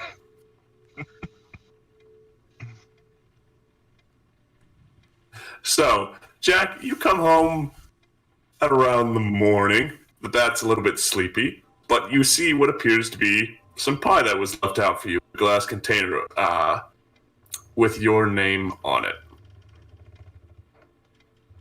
Okay. Now, hold on. So, What I makes know you what- think I'd leave pie for him? No, everyone got a slice of pie. Yeah, but what makes you think I'd leave a second slice for him? Kendra made sure. Oh, okay. She gave you a look of, I can convince Grigori to do something.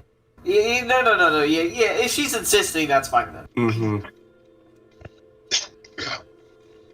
alright, so Jack looks at the pie, thinks about it, goes, most likely, this is not a gift. So I should go give it to the... And he runs off with the slice of pie towards the sheriff's house. No, I'm awake if you want to ask me Oh, about no, yeah, the by the time pie. you're there, everyone's kind of awake. Oh, Jack. Okay.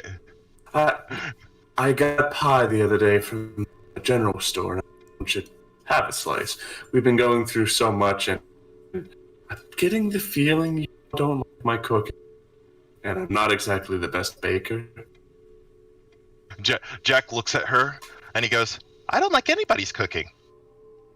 Well, I don't know why people like their meat cooked. Well, Isn't it better when it moves? Well, this is a fruit pie, so... I don't think fruit's supposed to So move. in response to that, you hear Deacon say, could you use create undead on a slice of meat? What would happen? You get a meat steak. You see a steak Sal zombie? drooling at the notion of this. So, she is offering you this pie. He's so confused that he just kind of keeps looking at the pie, looking at everyone else, and then he just kind of goes, and he takes a bite out of it. Okay. So roll me a fortitude save.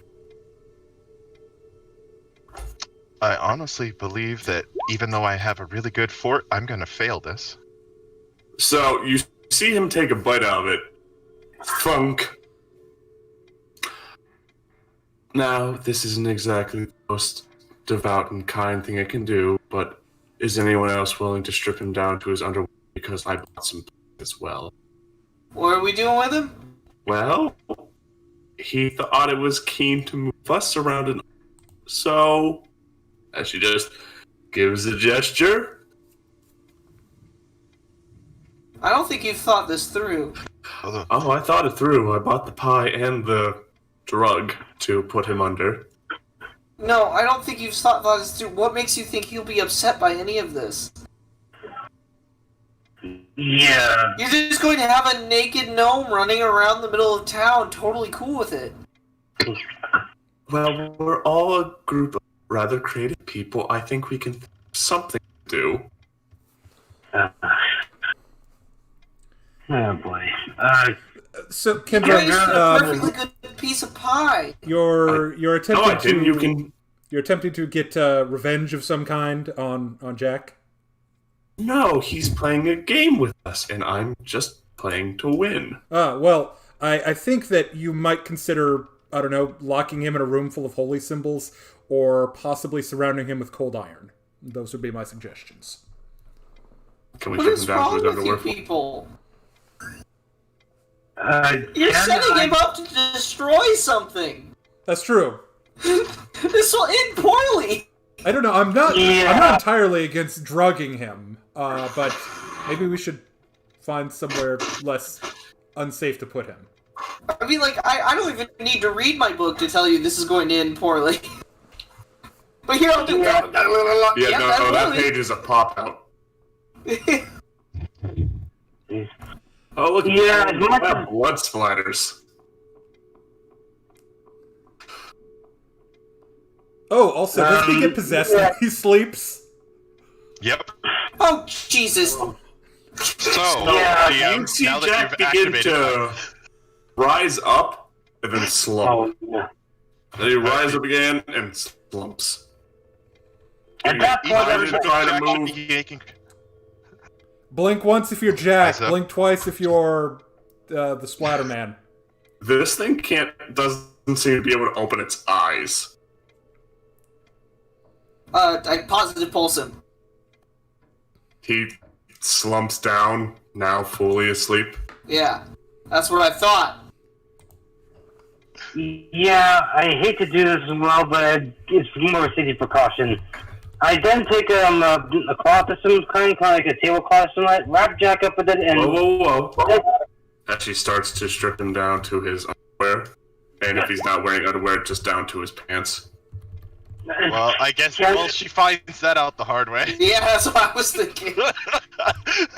Goes to pull him down, goes, oh god! Pulls him back up. She just puts a pair of doll underwear on you. oh goodness. Wait, what if we just clean him up and dress him like a normal person? I have doll's clothes for that. Oh boy. I think that's probably the best we could do. Please Alright tell me then. she's got like a lawn gnome hat. She can make one. It's a lawn gnome hat. Make cone. Done. So, How long does that potion last for? you're asleep. You haven't gotten any because you were up all night. Well, yeah. That's why I want to know how long it lasts for. I'm saying that it basically put you to sleep for about the hour.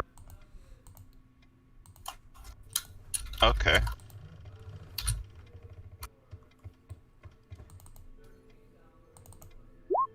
It was essentially drow poison. And she Nice. used the whole bottle. Jack's out. Oh, never mind. Jack's dead. He's in a coma. Oh good no. I'm gonna purify food and drink on that pie and eat it. No. She. Oh, okay. On that. Yeah. You know, I'm not waiting purified to drow go poison waste. has a really nice sweet taste to it. Oh, that's well. It's probably just the pie, but There's some lingering. If you're not falling asleep, you're wondering what berries, what they make drow poison out of. something I don't want to know. I'm sure. Probably Innards involves of some spiders. kind of yeah, innards of some kind of bug. Yeah. But as you all set up on your plans, we're gonna go on break. And then we'll be back for politics. Fine. Politics. I might have to out. And the Grand Council sessions shall begin. Chancellor Palpatine. That's As- great. As Jack- Jack wakes up dressed like a little sailor. Oh no, I know exactly what'll happen if Jack wakes up dressed like a sailor. Oh no. He's gonna turn pirate immediately.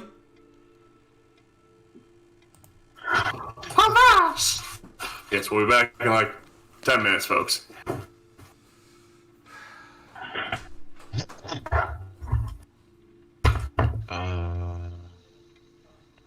Actually, thinking back on that, I need to mute myself.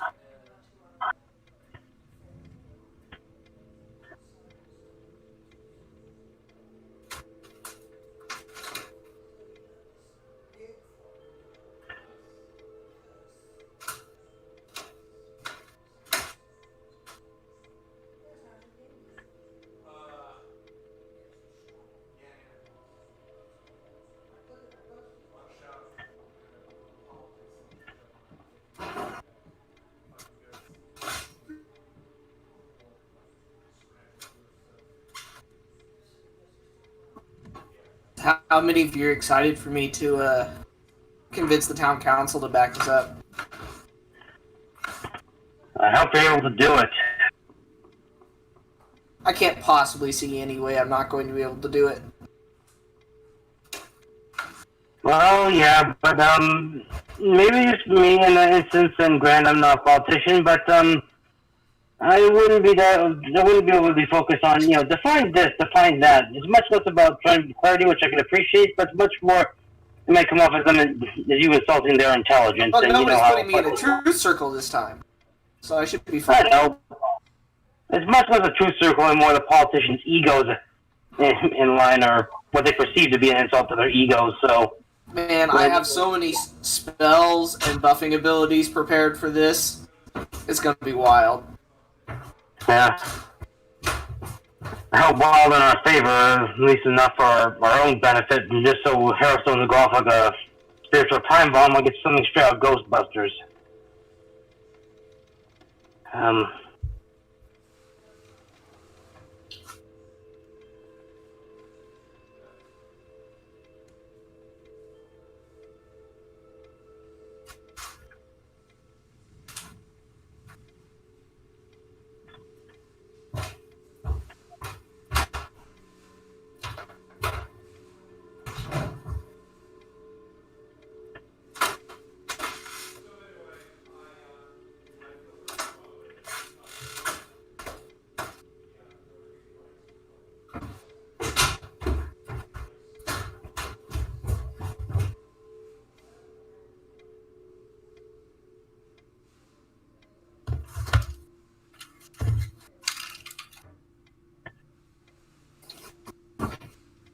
Well, I'm back. Hopefully everyone's in the stream. I once again foolishly thought, we'll go right to that trial. Go right to that what? We'll get right to the hearing or meeting. Nope. I mean, I was ready to get right to the hearing. Yeah, you and me both. I was like, let's go. Oh. Okay.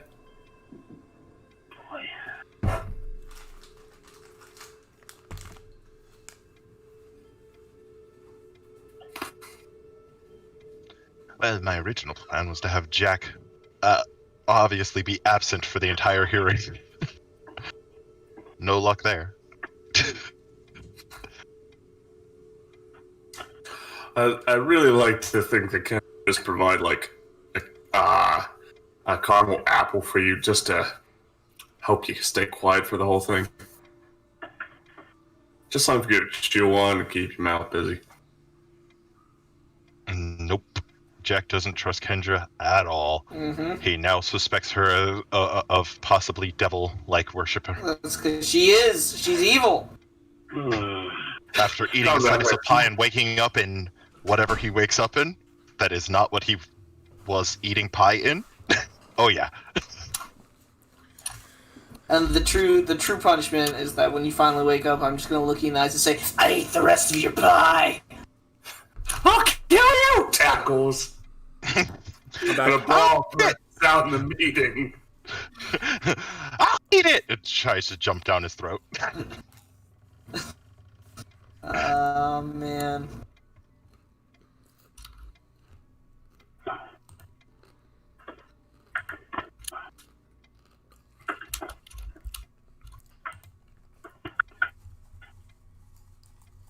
Also, if anyone in the chat wants to make suggestions how Jack should be waking up, because I'm torn between a cute little sailor suit and a little Dutch boy with clogs.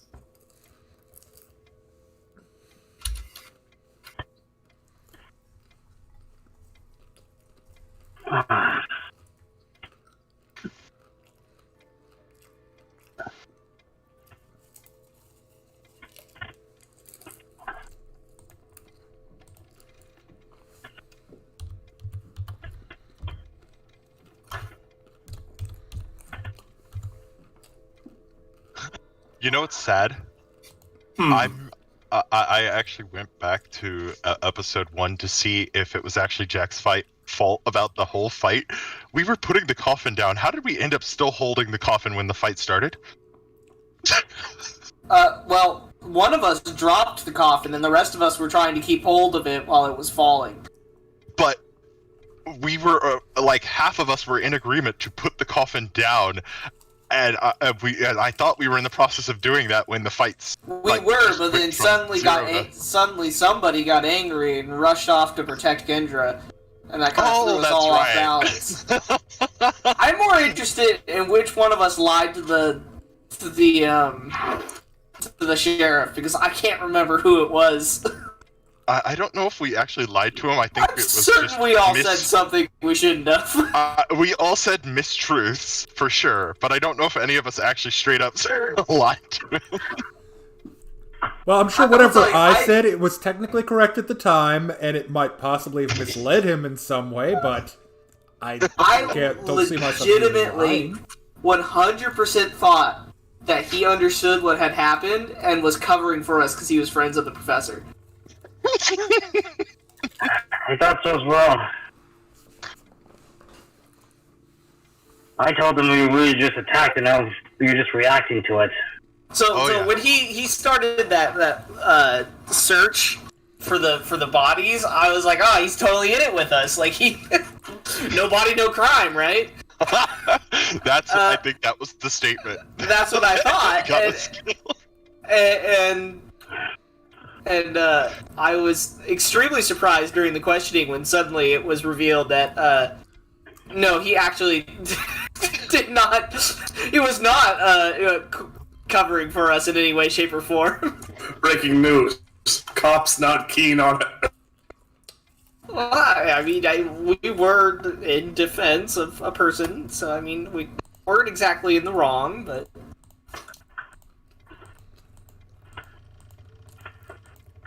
Yep, that's exactly how it happened.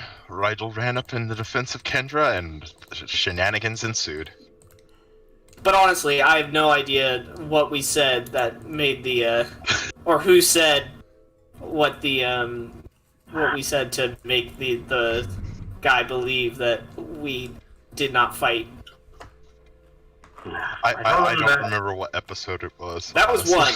That was one episode. It was later on when we came. Yeah, when we were explaining the situation, and he said, "Did you kill somebody?" And then one of us said, "I wouldn't call it killing," or something stupid like that. And said, "No, we didn't murder anybody." And he took us at our word, and I was so sad when we got to the actual questioning, and it turned out that he did not understand what actually happened. Because I was like, "Oh, I didn't mean to lie to you. I honestly..." It's like one of those romances. It's just a tragic misunderstanding. Except dead who were eviscerated by a dark god beyond time and space. Ah, classic.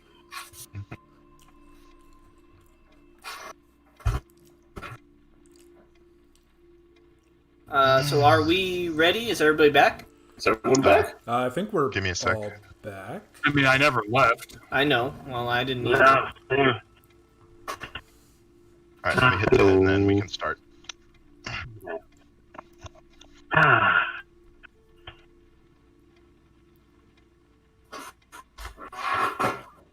Yeah, for the record there, I mean, this is coming from me as someone that likes dark humor and very risque humor.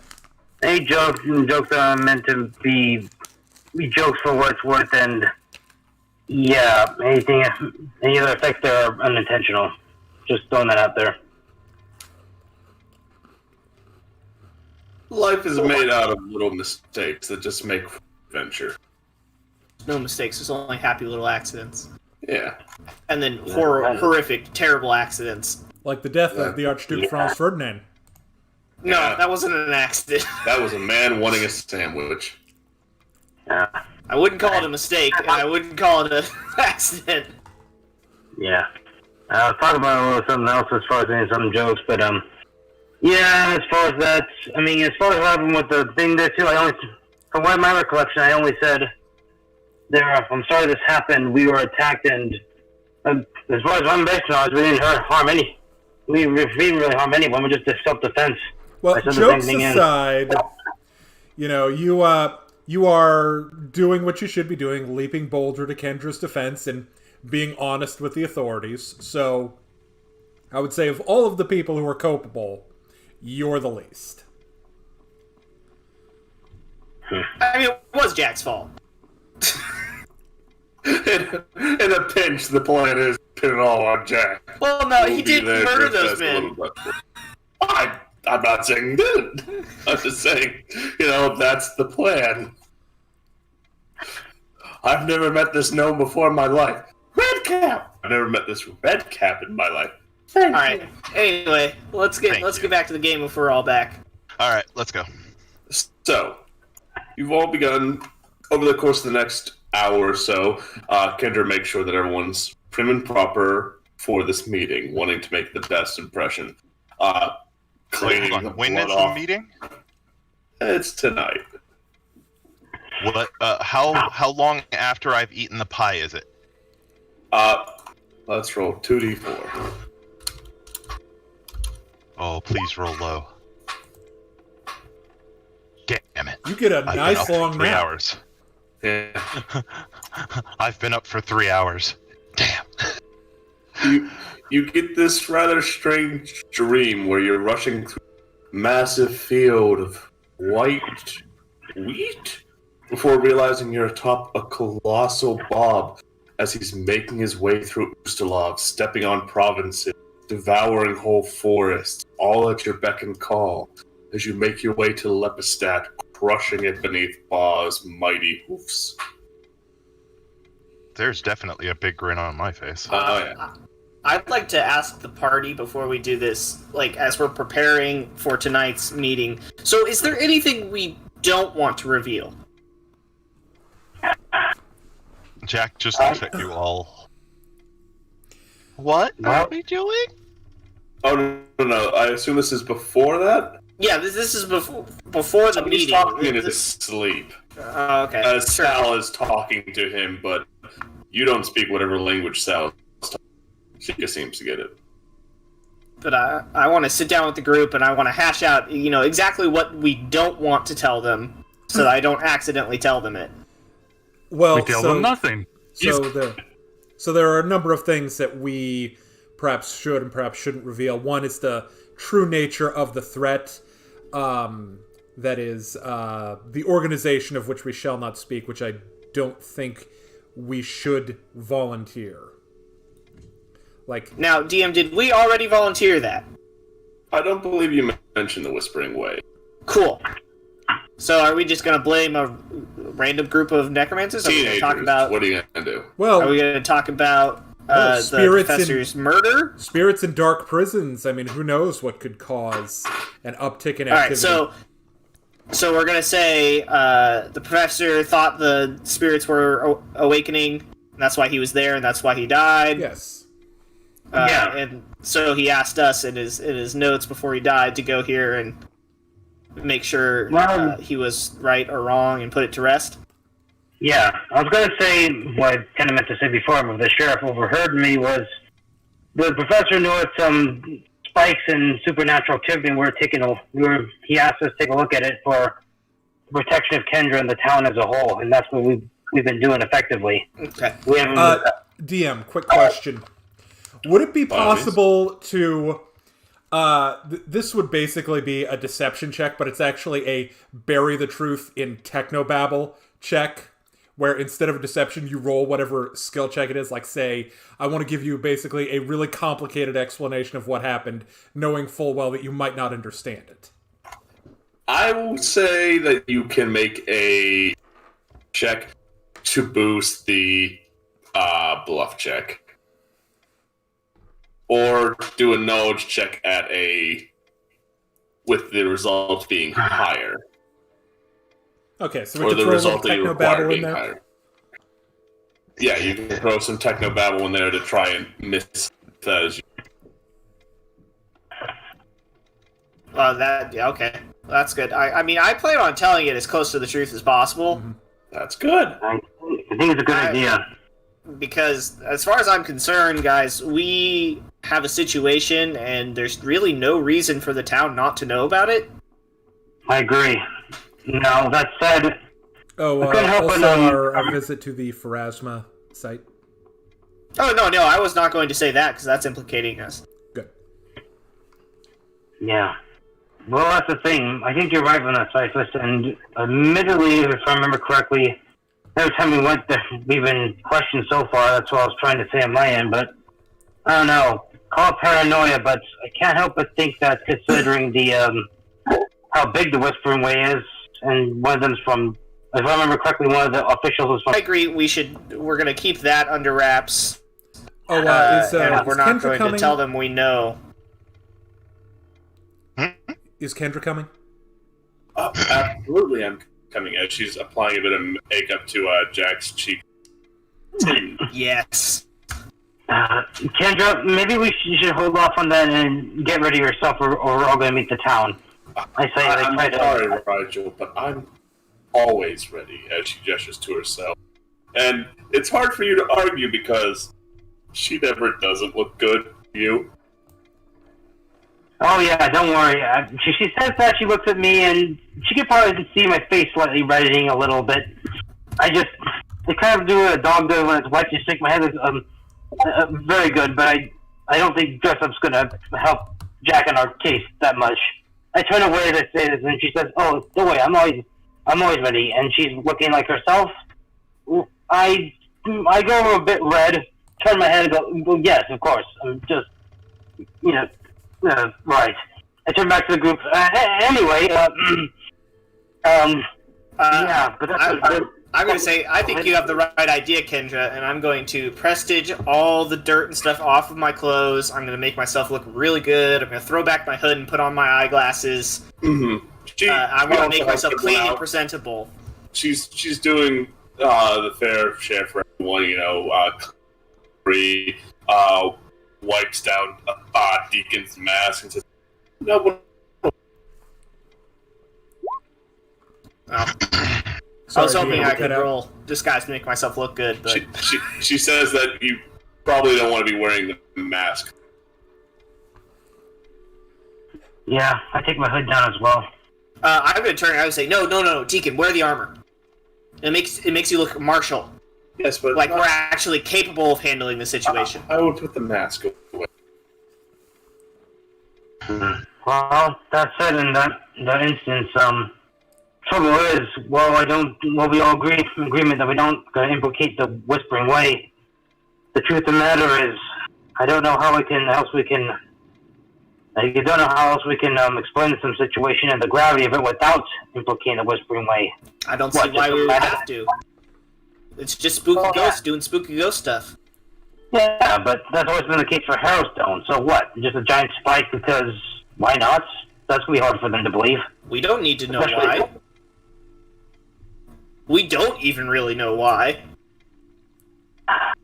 Look, we're not going there and presenting ourselves as having all of the answers, because if we do that, that makes us super suspicious. We're going there and saying, look, we've noticed an issue. We are attempting to fix said issue. We figured you should all know about said issue now that it's getting extremely dangerous. And we want you to understand that we are going to continue to fix the situation. I understand, and I respect that. Trouble is with these kind of discussions, it's usually one trillion and one questions, and usually they kind of burrow through anything we can say. Well, so I think you'll be surprised how convincing I can be. So, Rigel, think of it this way: we're going to let Cyphus explain the situation, and if we're called on, really focus on your area of speciality, which for you is the use of magic. So, just stay on topic. Think of yourself as a specialist, and you're making a case for why the town should hire us to deal with their problem. Oh, that's a good idea. Maybe we could get money out of this. No, I'm not going to lead with that. We will ask for donations. That's the way to do it nowadays. As Kendra is going over everyone, yes, I've heard of getting funding from crowds. It's very popular. It's really something you gotta kickstart. Indiegogo. But she wipes a bit of a smudge off her cheek. You look fine. She turns to you, Raphael, looks you over, spins you around. She brushes a bit of sand off here, which it's been a long time since you've been in the desert, at least 2 weeks. So you're a bit baffled as to why they're still standing, but there's always a little. Oh, there's no. I'm not baffled. I'm like, yeah. Impressed by the mysteries of the universe. It just leaks out of you. Also, when she gives me a spin, I do like a really lovely pirouette. Mm-hmm. She, no, you look fine. It's good. Oh, thanks, honey. Cyphus, she gets a little bit of makeup and helps with the bags under your eyes. He just needs a little bit of rouge. I was going to refuse, but that actually is a really good option. She takes Jack and she gets a little sailor hat and she tucks Jack's cap inside it, putting it on him. She has,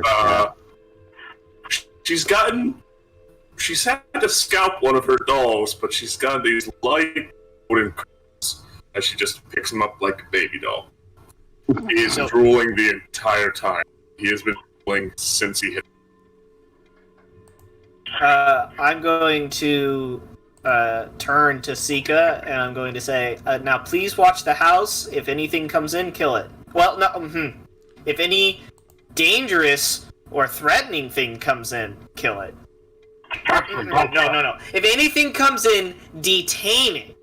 Sal lifts up a... he looks ready to fight. Cool. Remember, detain. Not kill, detain. Unless it's already dead, then you can kill it. You know that in the Peanuts, whenever the talk, that's what Sika's hearing. I mean, I could do my Speak for Monsters ability, but I don't really want to. You know what? Fine, I will. Okay, now you see Sika nodding as Sal is doing the same, but he's holding fire poke, so you gotta stand back. Yeah. So detain, not kill, unless it's already dead. Boots meows to you as well, ready to throw down. Yeah. Thank you very much. All right, we're gonna go out in the town. Lock up after us. I'll try that. I'll try to do that. They say look, check in every lock I can before I leave. Now, DM, I have a spell I want to cast, but it only lasts for 20 minutes. Okay. Should I do it now before we go to the meeting, or is it expected that there's going to be a lot of talking before I have to go up? Asking Kendra, she explains that they usually have like agricultural meetings and whatnot with start moving down. It was basically the only thing to talk about. Oh, there's usually a good couple minutes of just waffling and going back and forth. Though she's quick to warn that casting any spells during this might be cause for exactly. So, but I think our issue is going to come up in the first 20 minutes of the meeting. She mentions that there's a bathroom that you might be able to sneak off to cast this. So, anyone. So I think it's going to last longer than 20 minutes, and that if I cast it now, it's likely I'll run out before our issue comes up. I'll signal you when it gets started. Okay, about like 5 minutes before you can go running off to the bathroom. Sounds good. And then I'll turn to it. Just so you know, it's called cultural adaptation. It just means it makes me look okay. Although you're going to look rather silly around, just very used to look. Right. All right. Go ahead. I think we're as ready as we can be. You guys lost one of your key negotiators. But I'm the key negotiator. I said one of, not the. Yeah, so let's take a backup. Oh, there he is. Cool. I guess everyone wanted to give him some pointers before he walked. Before Can you guys hear me? Yes. Yeah. Yeah. Can. Okay, that was weird. Oh, we stalled. So, Jack, as you're ripping across all of Carrion after taking the inner sea, tearing your side. You note some dragons swarming around Ma, lighting him aflame as you find yourself waking up. Your branding sign burning. Yours too, Deacon. It's really hot. Huh. Oh yeah, Jack. Oh well. All right. So I am currently what? Dressed in a sailor suit, little blonde curl. You are in the middle of a meeting, as all of you can find a place to seat yourself. Kendra's sitting close to the front, but not too close. She couldn't say something. For propriety's sake, when we enter the building and take our seats, I'll take my mask off, but I'll keep on all my gear and such. Trying to look professional. So, as he takes his mask off, would you like to describe what it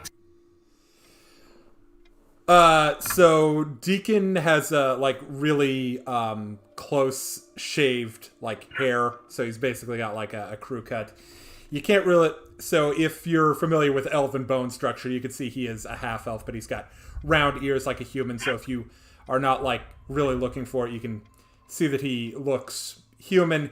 He's also got a lot of scarring around his mouth. Okay. Right. Fairly vanilla. Yeah. I don't know. So this is the first time we're seeing your face? Yeah. As you remember, Raphael, you saw him shave with the mask on, which was impressive. So when he takes the mask off?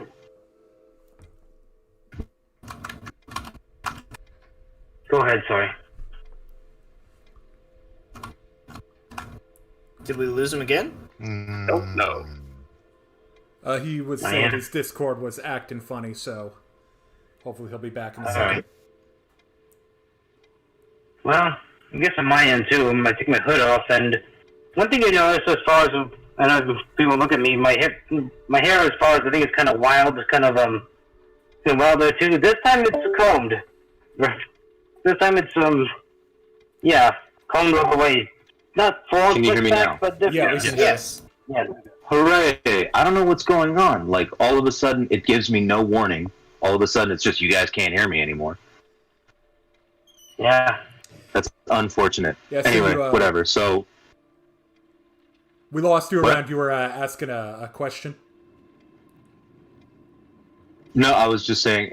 I was saying that this was the first time that we'd seen you, that we'd seen your face. Yeah. I'm basically saying when you take off your mask, Raphael's just gonna look over all starry-eyed, whoa, just to be silly. For what it's worth, you look rather distinguished. I'm sitting up front. You see the sheriff is guarding front. He gives all of you a rather kind look that he's hoping for the best for you. Gives you you stare at dagger to you. At Raphael? At me? It's weird because you think what did I do? So, wonder Cyphus. You realize, he's not staring at you. I'm gonna give him the note of all the information that I gathered on the apothecary. Perhaps later. I'm gonna be ooh, here. Raphael, not now. Didn't we all sit together as a group? Or maybe not. Maybe if we expect trouble. Yeah, I'll sit with you. Okay, thank makes you happy. Jack did bring his axe, though. I don't know how. Sika has it. Sika didn't come. No, but I carried the axe for you. But I would suggest that you go over by Kendra. But yes, you are seeing some familiar faces. You see the elven woman and the orcish woman, and as they're standing on the two ends of the kids in the center. You see there, he rather genial, talking with some of the folks. He waves hello to you guys. He waves hello to you, Jack. You see Jack pretends like he can't see.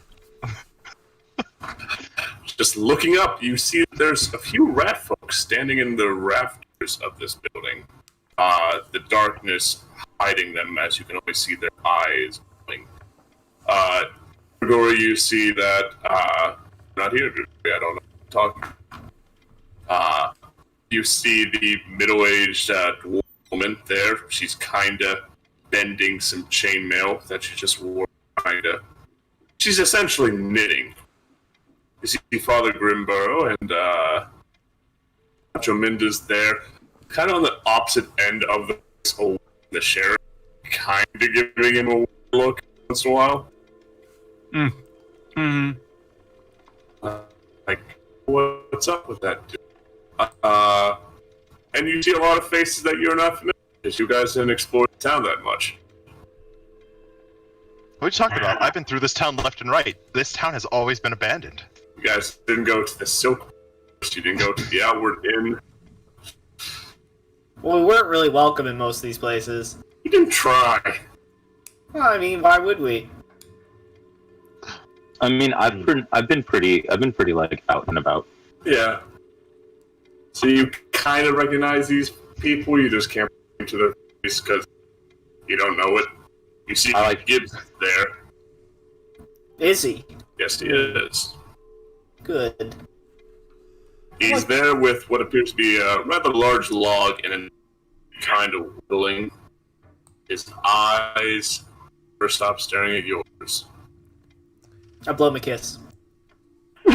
No. He doesn't so much cut away a bit of the wood, so much just grab it and just peel it off with his bare hands. Mm-hmm.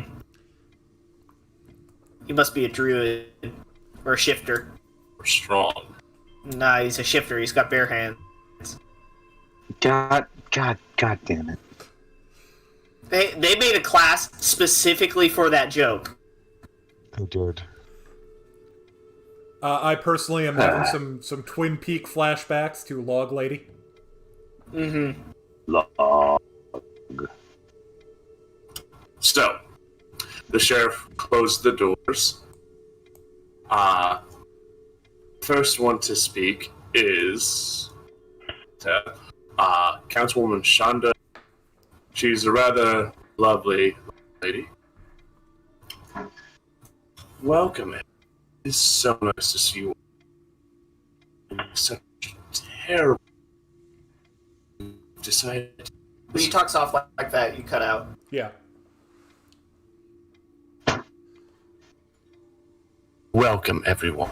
I'm so happy that you've all taken a bit of your time to come out so we can talk about the troubling times we've been facing and working towards a solution. As she looks to all of you. She has a very kind smile to her, but it doesn't seem like she's smiling at you. Oh, I don't trust her. I don't trust her at all. Oh, you don't trust her? My eyes are locked onto her and she says that, as much as I'm trying to read her. This is called Cthulhu. I've been making psychology checks left, right, and center. I mean, we have a check we can do. It's called Sense Motive. Let's do it. Sense Motive. Here, ears or toes, ears or toes. Alright, I'll make a sense motive. I'll save mine for later. Right now, this is just the opening preamble. I'm getting all my bad dice rolls out of the way early. We're late in, man. Deacon, she is a meticulous woman. Someone who is very, very keen on maintaining peace in her land. And she's not exactly certain as to what is causing this peace to falter, but she has a hunch. I mean, it didn't start till after we got here, so I can... I think that's perfectly fair. Mm-hmm. Yeah. You see a rather thin-looking man, well-dressed in a suit, not like any make that you've seen locally, just eyeballing everyone. He's keeping a kind smile to himself, but he doesn't seem the type to maintain many a smile. You see a rather portly woman, that you recognize, Jack, from the other day. She was tending to pigs. And the last one, you don't see much of her. All you see hanging mid-air is what appears to be a rat folk's snout. The rest of it invisible. Like when Harry poked his head out of the invisibility cloak. I have to, visibly contain my excitement for the fact that there's a rat folk community here and I didn't know about it. Yeah, there was 2 rat folk who were digging the graves in the Restlands, and if you look up... Yeah, but I don't remember any of that because I have bad memory, so it's like Cyphus is suddenly like, oh man, there's these people I want to talk to. It's also, no. It's also kind of hard to separate the real memories from the fake ones. Yeah, exactly. Wait, do I have a girlfriend or not? Nah, I probably don't. Meanwhile, off in Lepstat, where is he? Lepstat, probably more like Relay. No, that's the secret girl you don't talk about. Ah, true. Well, let's begin working together on trying to discuss some of the going-ons in our town. As many a person is quick to jump and shout, what troubles they've been facing. Some mentioned that someone's been stealing their pies. The poor woman mentions that someone stole one of her piglets and she has no idea where it went. They mentioned that someone's writing on the town statue, but they don't know what they're spelling, just that they've spelt V-E-S and O out, which is new because it used to just be a V-E and S. That animals are getting hurt and they don't know what's happening. That there's strange going-ons. They hear music coming from Harrowstone. All manner of things, some of them benign, some of them more telling than others. As a small forum starts forming, people complaining about this and that. The woman heading it all seems willing to listen, but more parsing what's in. As Jack, you and Deke are really hot. You're sitting away from any of the camp. It is hot here. Perhaps the clothes are a bit too stuffy. Or perhaps you have brands from an evil ghost branding station. No. The rat folk is quick to speak up for a moment. Someone has been taking our kin, slaying them, and making them disappear. I know not who is doing this. As her snout looks in your direction. Yeah, can I speak up? I'm gonna ask, by kin, do you mean rat folk or do you mean rats? Yes. That's not a helpful answer. I would like a better one. She is essentially saying that people have been taking rats and rat folk. Both? Oh, that's not good. Okay, so I look very distraught by this. So, Jack, as you're making your way along, every floorboard you seem to step on squeaks as everyone is looking at the wee little sailor boy. Oh, yeah. No, he gets to the wall, he starts climbing up it, and looks over his shoulder, sees everyone. God damn it! Sees everyone looking at him. He drops the hat and climbs faster. If Shadow Trapped lasts more than 2 rounds, I would trap you right there. To the rafters! Wait, you can't drop your hat, it's the source of your power. It is the source of your power. It's not the hat that he... or no. He, as you pick your hat off, sailor hat. you see that your hat is in that hat. Kendra went an extra step and made sure you still had your hat on. Because she cares. Wait, no. So it's like he's taking it off to drop it, and he sees that, and he kind of goes... There's like this glaring look in his eye as he puts the hat back on and keeps climbing, but takes the jacket off. He's like stripping as he's going up the wall. Of course he is. This is exactly why I didn't want to do this, Kendra. Negotiations have broken down. Yeah, He's 50%. So his top half is completely uncovered by the time he hits the rafters. I just glare at Kendra. And So He just drops the clothes. He doesn't care about it. I will. So- The axe I is will still keep strapped my to him. vision fixed straight ahead. I am not So acknowledging the this. councilwoman looks to you, Jack, as you find your eyes mirrors. Would you kindly please sit down with the others? Roll me a will save. Oh, she gets to cast spells. I guess she's not a stranger. It's her town. Yeah, that actually makes sense now that I think about it. Let's get that big knowledge arcane check to appreciate her handiwork. Wait, so well, I wouldn't have looked at her when she talked. Oh no, that's the so- strange thing. You find yourself looking to her as she speaks. Okay. What? You've blown off higher ranking members of authority. This is nothing to you. Yep. I go sit down with the other rat folk in the rafters. She seems perplexed by that. And Deacon, you've heard talk about these kind of people. Those that have such a commanding, mesmerizing presence that they can use just soft words to get what they desire.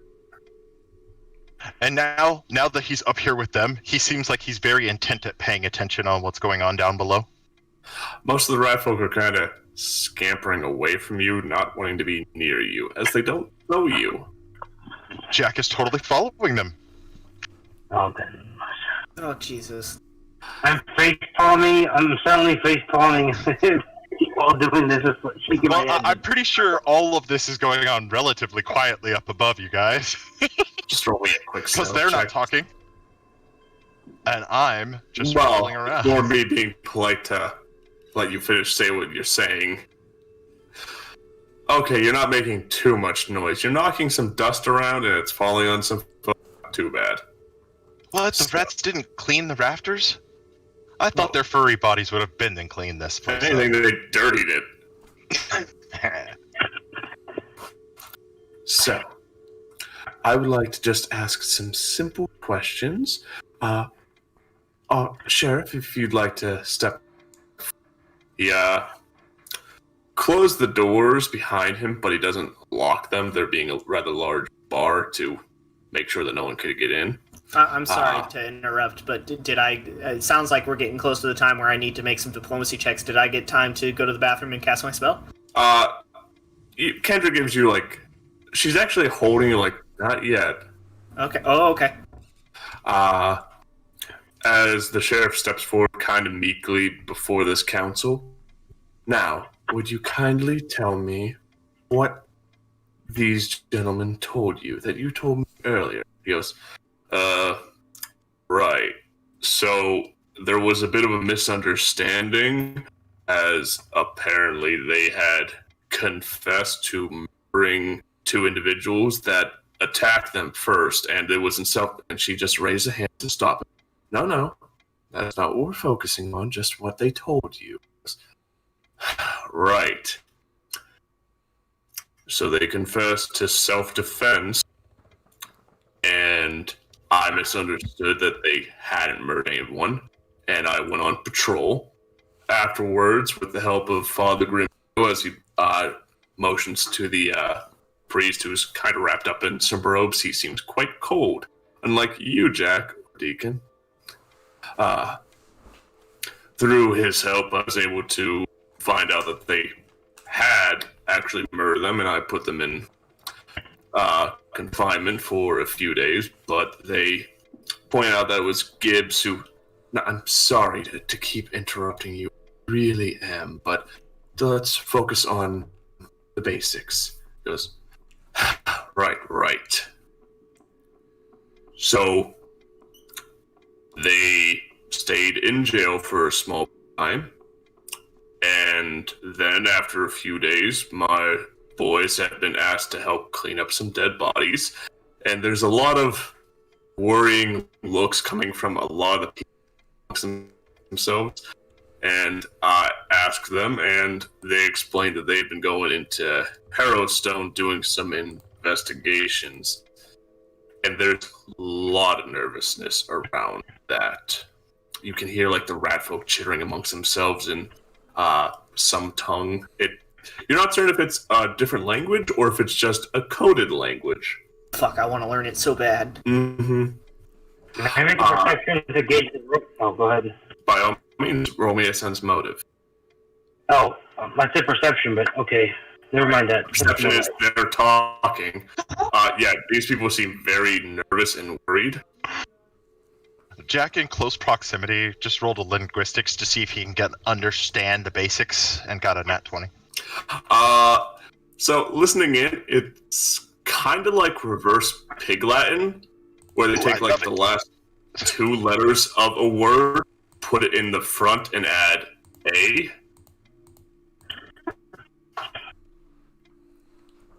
Okay, now that I understand the code, what's the message? They're mentioning Harrowstone, they're mentioning not to be trusted, that they're outsiders. Mm-hmm. With that, I'm going to chitter back at them, using their code, that's not entirely true. We are outsiders, but we can be trusted if you want to. They all look at you kind of nervous, and they just say amongst themselves, he knows code, change. And they start speaking a different code. I think with Radfolk communications, the tail probably plays a big part. A little bit. No, so he's looking at them as they're changing the code, and he goes, "Don't do that. I was having fun communicating with you." I can't roll nat 20s every time, guys. Right? So, they mentioned that they were going into Harrowstone investigation. Do you know who... Oh, pardon me. Gentlemen, whose authority are you going into Harrowstone on behalf of? Oh, is she asking me? Yeah, she's asking all of you. I have a question for the DM real quick. Is Harrowstone like owned by somebody? Are we illegally trespassing in any way? Kinda. Was there a chain or a note of any kind but it's on a ruin. Saying, keep Yeah. The door was closed. Oh, but that doesn't But mean it wasn't anything. locked. It's a ruin, and I mean, generally. Boy, I can't wait for another 2 sessions of you guys in jail. Yeah, I'm sorry, but generally, my understanding of Galarian, and of course it's very little, but and this might be shaped by the fact that I'm playing D&D, but if there's a ruin, then it's not really owned by anybody, and therefore, it's might not be considered polite to raid it, but it's not illegal. You know what I'm saying? With your knowledge of law or of the local rules from place to place, looting is not generally encouraged, and for the most part, it's usually discouraged. Yes, but we weren't really looting. You guys have treasure from this place that you took after killing things. Well, we have evidence. That we took after destroying perpetrators of evil who were violating the sanctity of their resting place. Also, if we fight something and take that's rule of conquest. That's not looting. Oh, well, no, it is looting. I mean, the rule of conquest is the rule of looting. So anyway, my question to the DM is like, whose authority should we have in order to go there?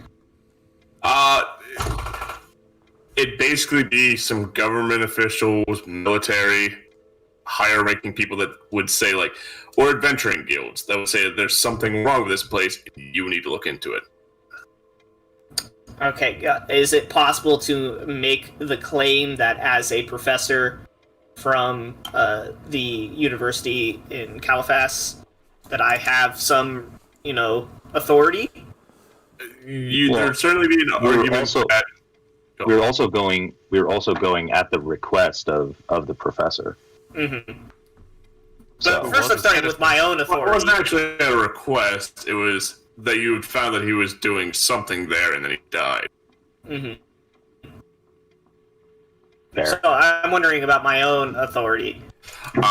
You think it might, but there's certainly the idea you could have filled out or communicated these things to them to let them know. Yeah, so it's not. Oh yeah, because not very communication solid. has gone fucking great so far. Yeah. Well, so, Because you guys are at a hearing for your. Oh yeah, let me try to communicate with these people that have fucking put us under house quick arrest. kind of suggestion. You could roll a knowledge local to see whose authority we need. Basically, like, you know, like, do they Well, own... I'm sure that they answer that it's going to be the town council. Well, even so, I mean, like, if they don't technically own the prison, and, like, I'm sure there's been some, like, squatters' rights issue. Like, you know, if you ain't using it for something, you know, can you really complain when people move in? That's kind of what I was arguing with the ruins aspect. But, I mean, I'll make a roll. I'm not very good at local, but I can make it. I'm so down for I mean, could I What argue? even is a building technically? Can I argue history instead for history of law? No. Like presidents? No. Okay. Well, I get a 13. Yeah, you'd imagine that it essentially would fall to like the locals as to what they're going to do with the land, potentially to whoever is closest to the place. Alright, which was definitely not us. Yeah. I think it's closest to Gibbs. Well, no, I don't count him. I'm going... I guess I'm gonna play what cards I got. I'm gonna say, I'm afraid, madam, that it was on our own authority. This is true. I see. And do you think that's wise to go doing things in a town that you are fairly new to? We felt... Okay. I have a question. Her eyes flick up to you. Oh no. So, does everybody who goes anywhere have to ask you guys for permission? No, by all means. Just close my they eyes. do not. But Huh? no, Okay, by all means, Jack, they do- please. I can handle this. No, by all means they do not. But there are certain places that we close the doors to, that we discourage, and that it's a common understanding that a tragedy happened here. We would not like people rooting about, doing as they please.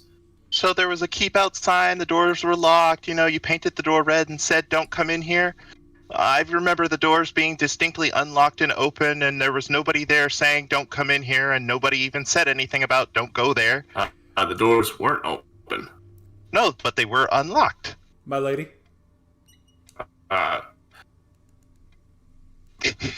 Yes, the doors were unlocked, but it seemed less that were unlocked and they just didn't have a lock.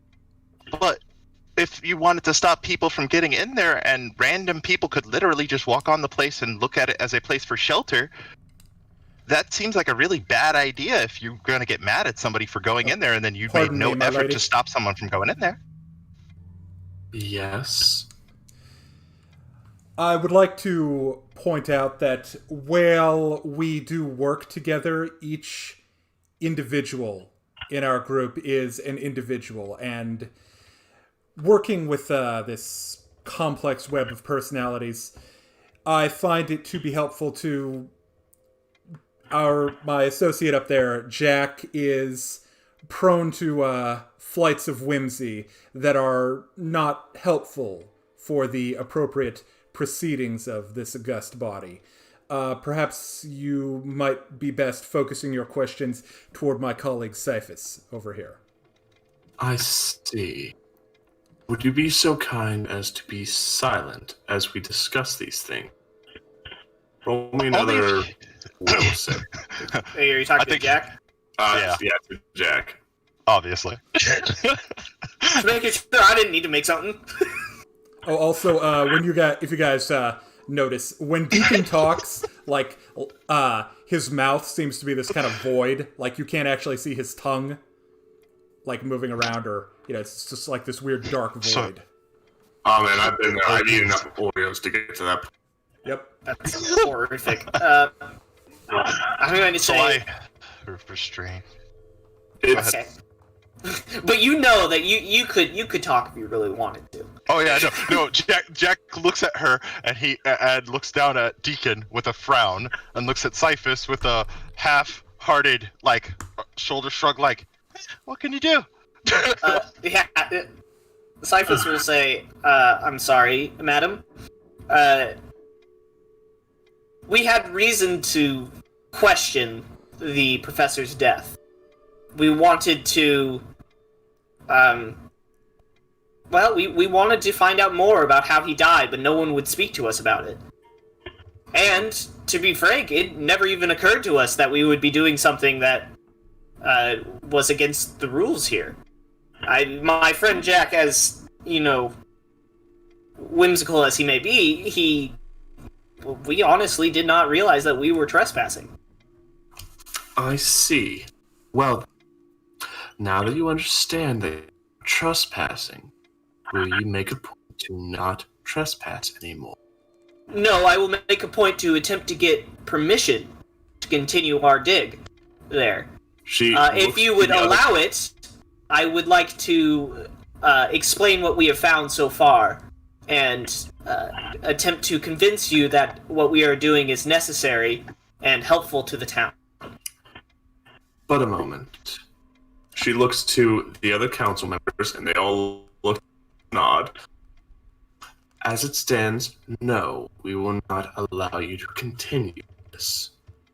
But I am kind, as the rest of the council members are, and we are more than happy to allow you to explain this. Though it is my understanding that you are communicating with some spirit there? Is that correct?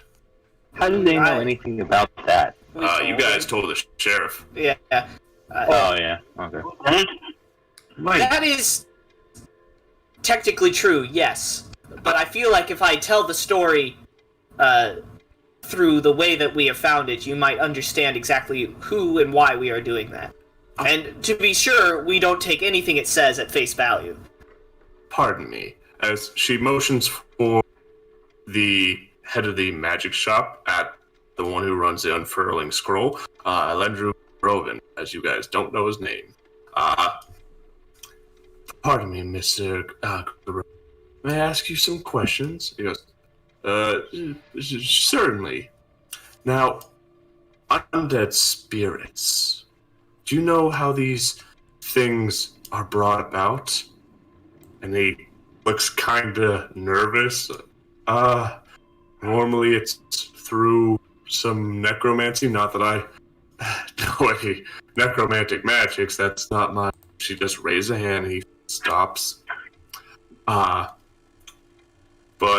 yeah, most commonly it's through magic that you bring these spirits together and coalesce into a form. But I know these folks. They seem awful nut. And she just raises her hand again, and he stops. Thank you. That was very helpful. May I ask another question? Certainly. If someone were to raise these spirits, they would be able to bind them and command them to say things.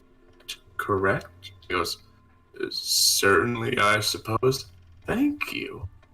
Now, I'm sorry for interrupting you. What's your name, sir? And she motions to you, so I am Professor Cyphus LeChance of the Caliphas University. I see. It's very nice to meet you. Likewise, madam. So, you were saying something? You had some story to tell? I do. I would like to tell you the results and breadth of our investigation. However, if you are concerned about necromancy and my involvement in it, I would happily stand in a circle of truth and tell everyone here that I have never in the past, and neither do I now, possess the ability nor any artifact or item that would allow me the ability to raise the dead. Pardon me. Father Grimborough, as the father raises up, is it possible for someone to defeat a circle of truth, to lie in these things? technically, no. Such things are quite difficult to do, but it is possible to best one if you tried hard enough. I see. Unfortunately, I don't think such magic would be of any use to us, Professor. That you could easily, through some means, lie. Are you Objection. That's absolutely conjecture. We will actually stand up. Objection. Yeah, I'll say. Yeah, Father. like Raphael stands up at the same time. Objection. Yeah, Father. Forgive me. We have several clergymen within our ranks, and I would ask you, is there a way to detect if I am attempting to resist this spell, or if I've given in to the compulsion of it entirely? Not to my knowledge. I don't cast spells. Most people of this town are rather upstanding, but Now, DM, is that true? I thought with Circle of Truth, you know if somebody has passed the save. not to my knowledge. So, Look it up. Yeah. examination. So while we're looking that up, DM, I would like to attempt a read aura, which only requires me to be able to see the subject on the lady asking the questions. Sure. One moment. There's nothing that casts a spell knows if people fail their save. It just says that creatures that enter are aware that they're being affected by it, so they can use it as an opportunity to shut up.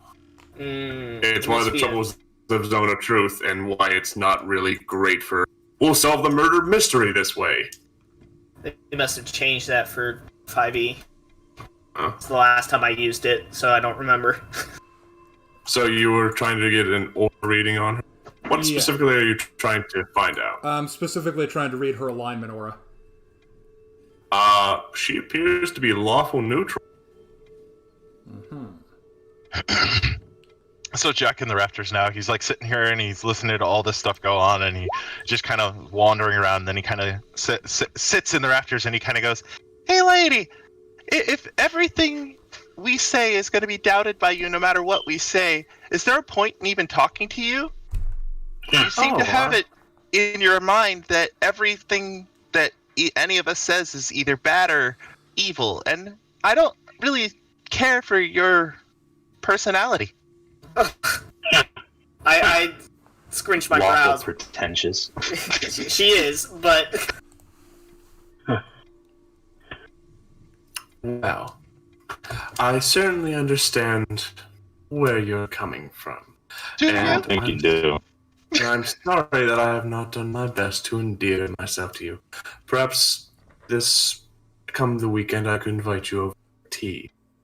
But right now, I'm just trying to ensure that things are not as easy as they seem. We cannot just Cyphus and Raphael's ears perk at tea.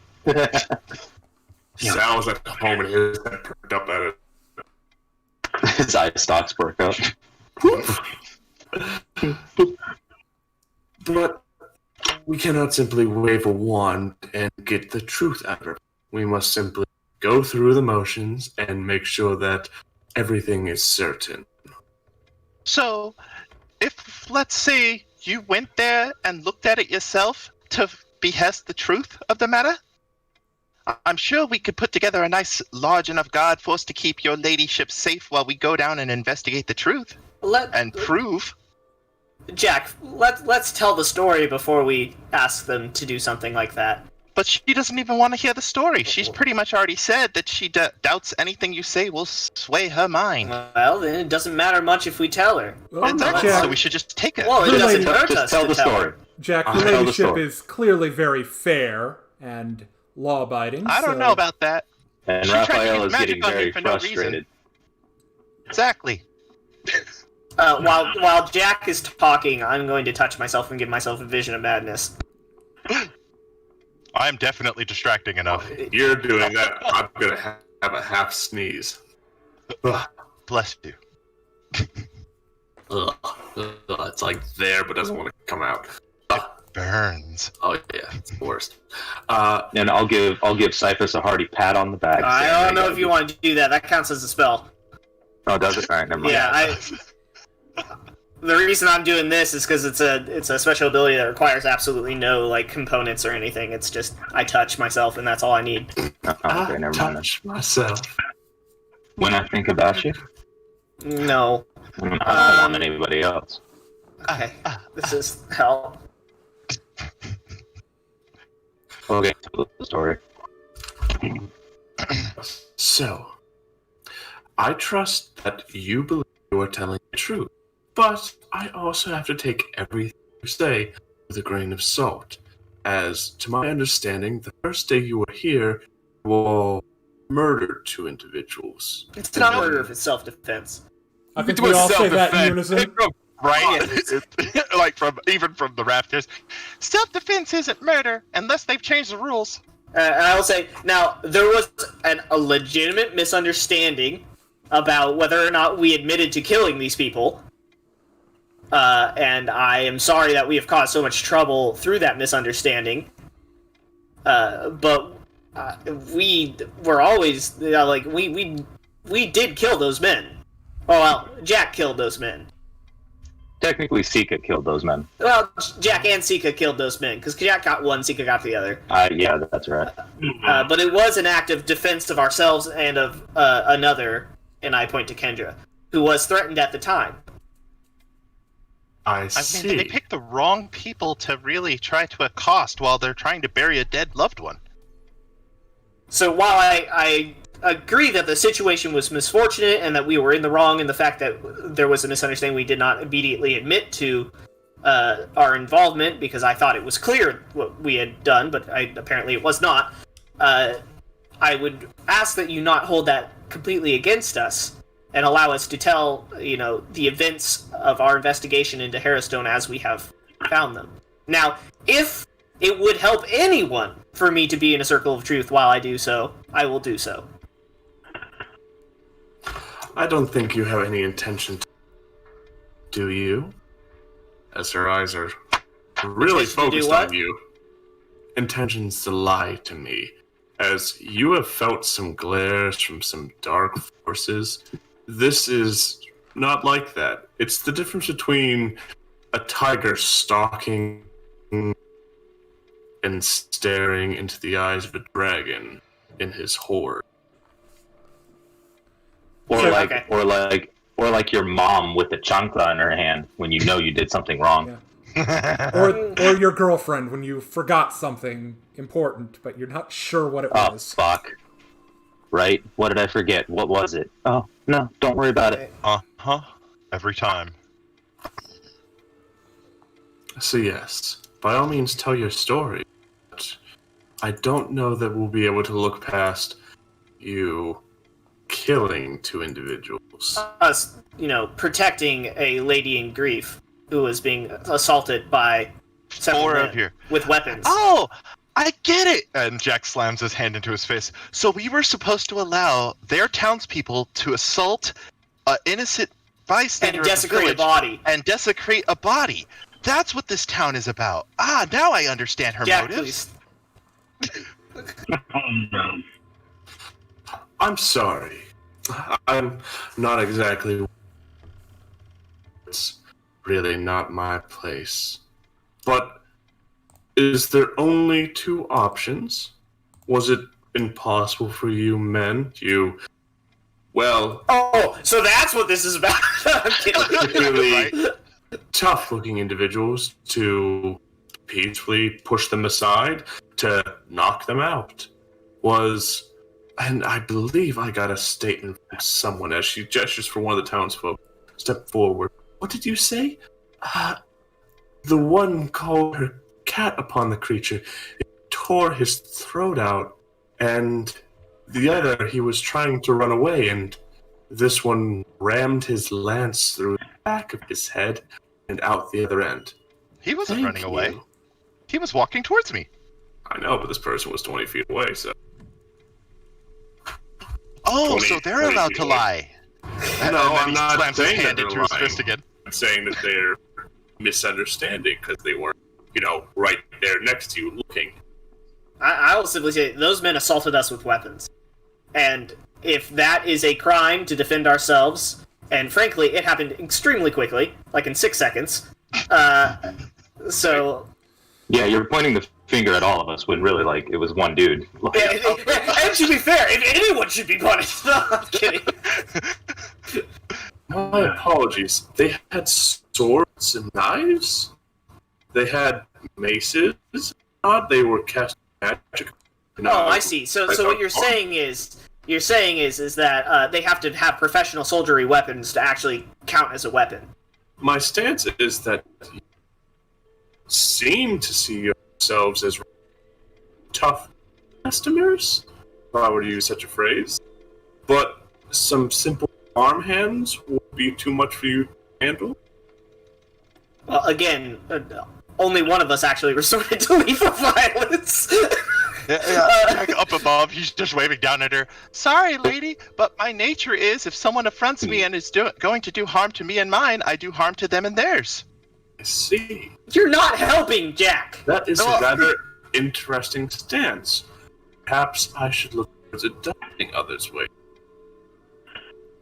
I go, look, we have done our best to curb the violence of our friend here. We, to be fair, had never met him before that day. And while we stick by the fact that violence was necessary in order to defend Kendra, the body of the professor, and ourselves, we will all admit that part of the misunderstanding was that that more than necessary force had been used. Now, if I can just get back to the story I want to tell you. By all means. All right. So after you murdered some individuals... Okay, no, hold on. Again, it's not murder. I told you, all she cares about is the fact that her people were supposed to kill Kendra, and Kendra didn't die. I'm gonna look around at the audience. How do they seem to be? Reacting to this? I'm just trying to get a lay of the mood.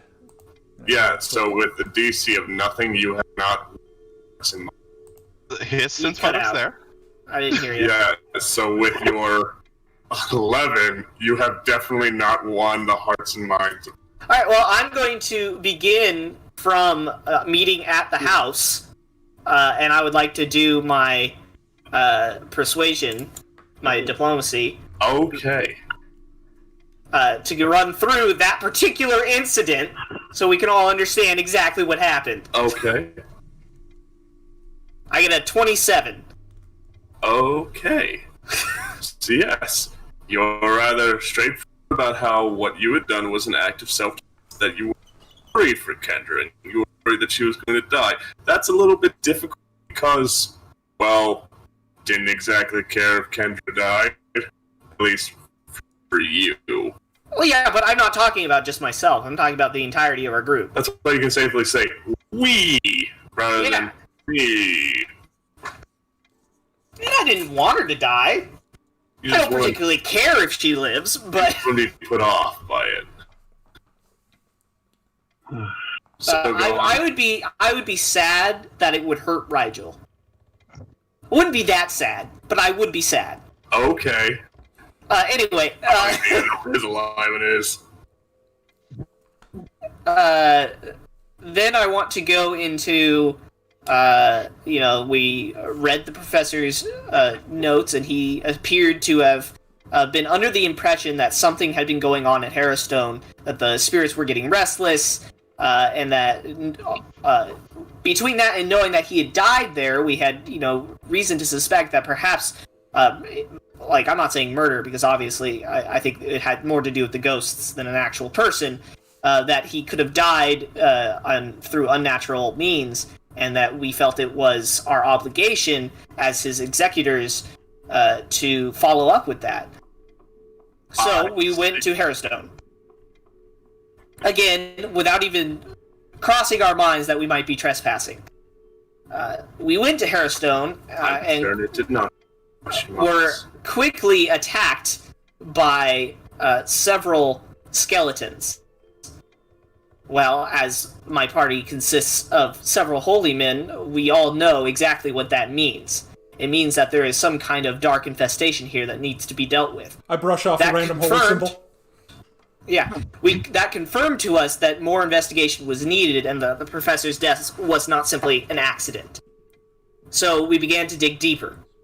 As we went through, we learned more about the inmates that were responsible for the incident that caused the fire and the deaths of those guards, the captain, and everyone within Harrowstone.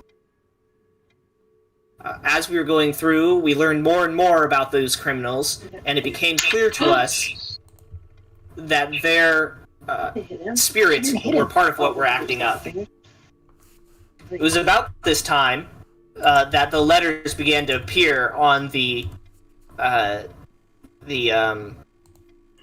statue, the memorial. The memorial. Letters that were painted in blood, and the first letter of which was painted in the blood of Kendra's pet cat, Boots. I'm so sorry. Don't worry, we healed it. It's all good. She looks to you a bit annoyed at being it. Yeah, I don't care. She's made me mad. Right? Seriously, it's like you want to be condescending as fuck, and then like get all butthurt when we're condescending back. Yeah, fuck you, off. lady. Welcome to politics, boys. No, fuck you. Fuck you. Politics. And then I'm gonna say, this told us that the reach of the spirits was growing, and that made us concerned that we had to go deeper into Harrowstone to find out what was going on. Now, we consulted all the knowledge in the town, as well as our own vast knowledge of the undead and of magical natures, as we are, of course, learned folk, and came to the conclusion that the only way to stop these spirits from extending their reach all the way into town and causing great damage and destruction was to put them at rest.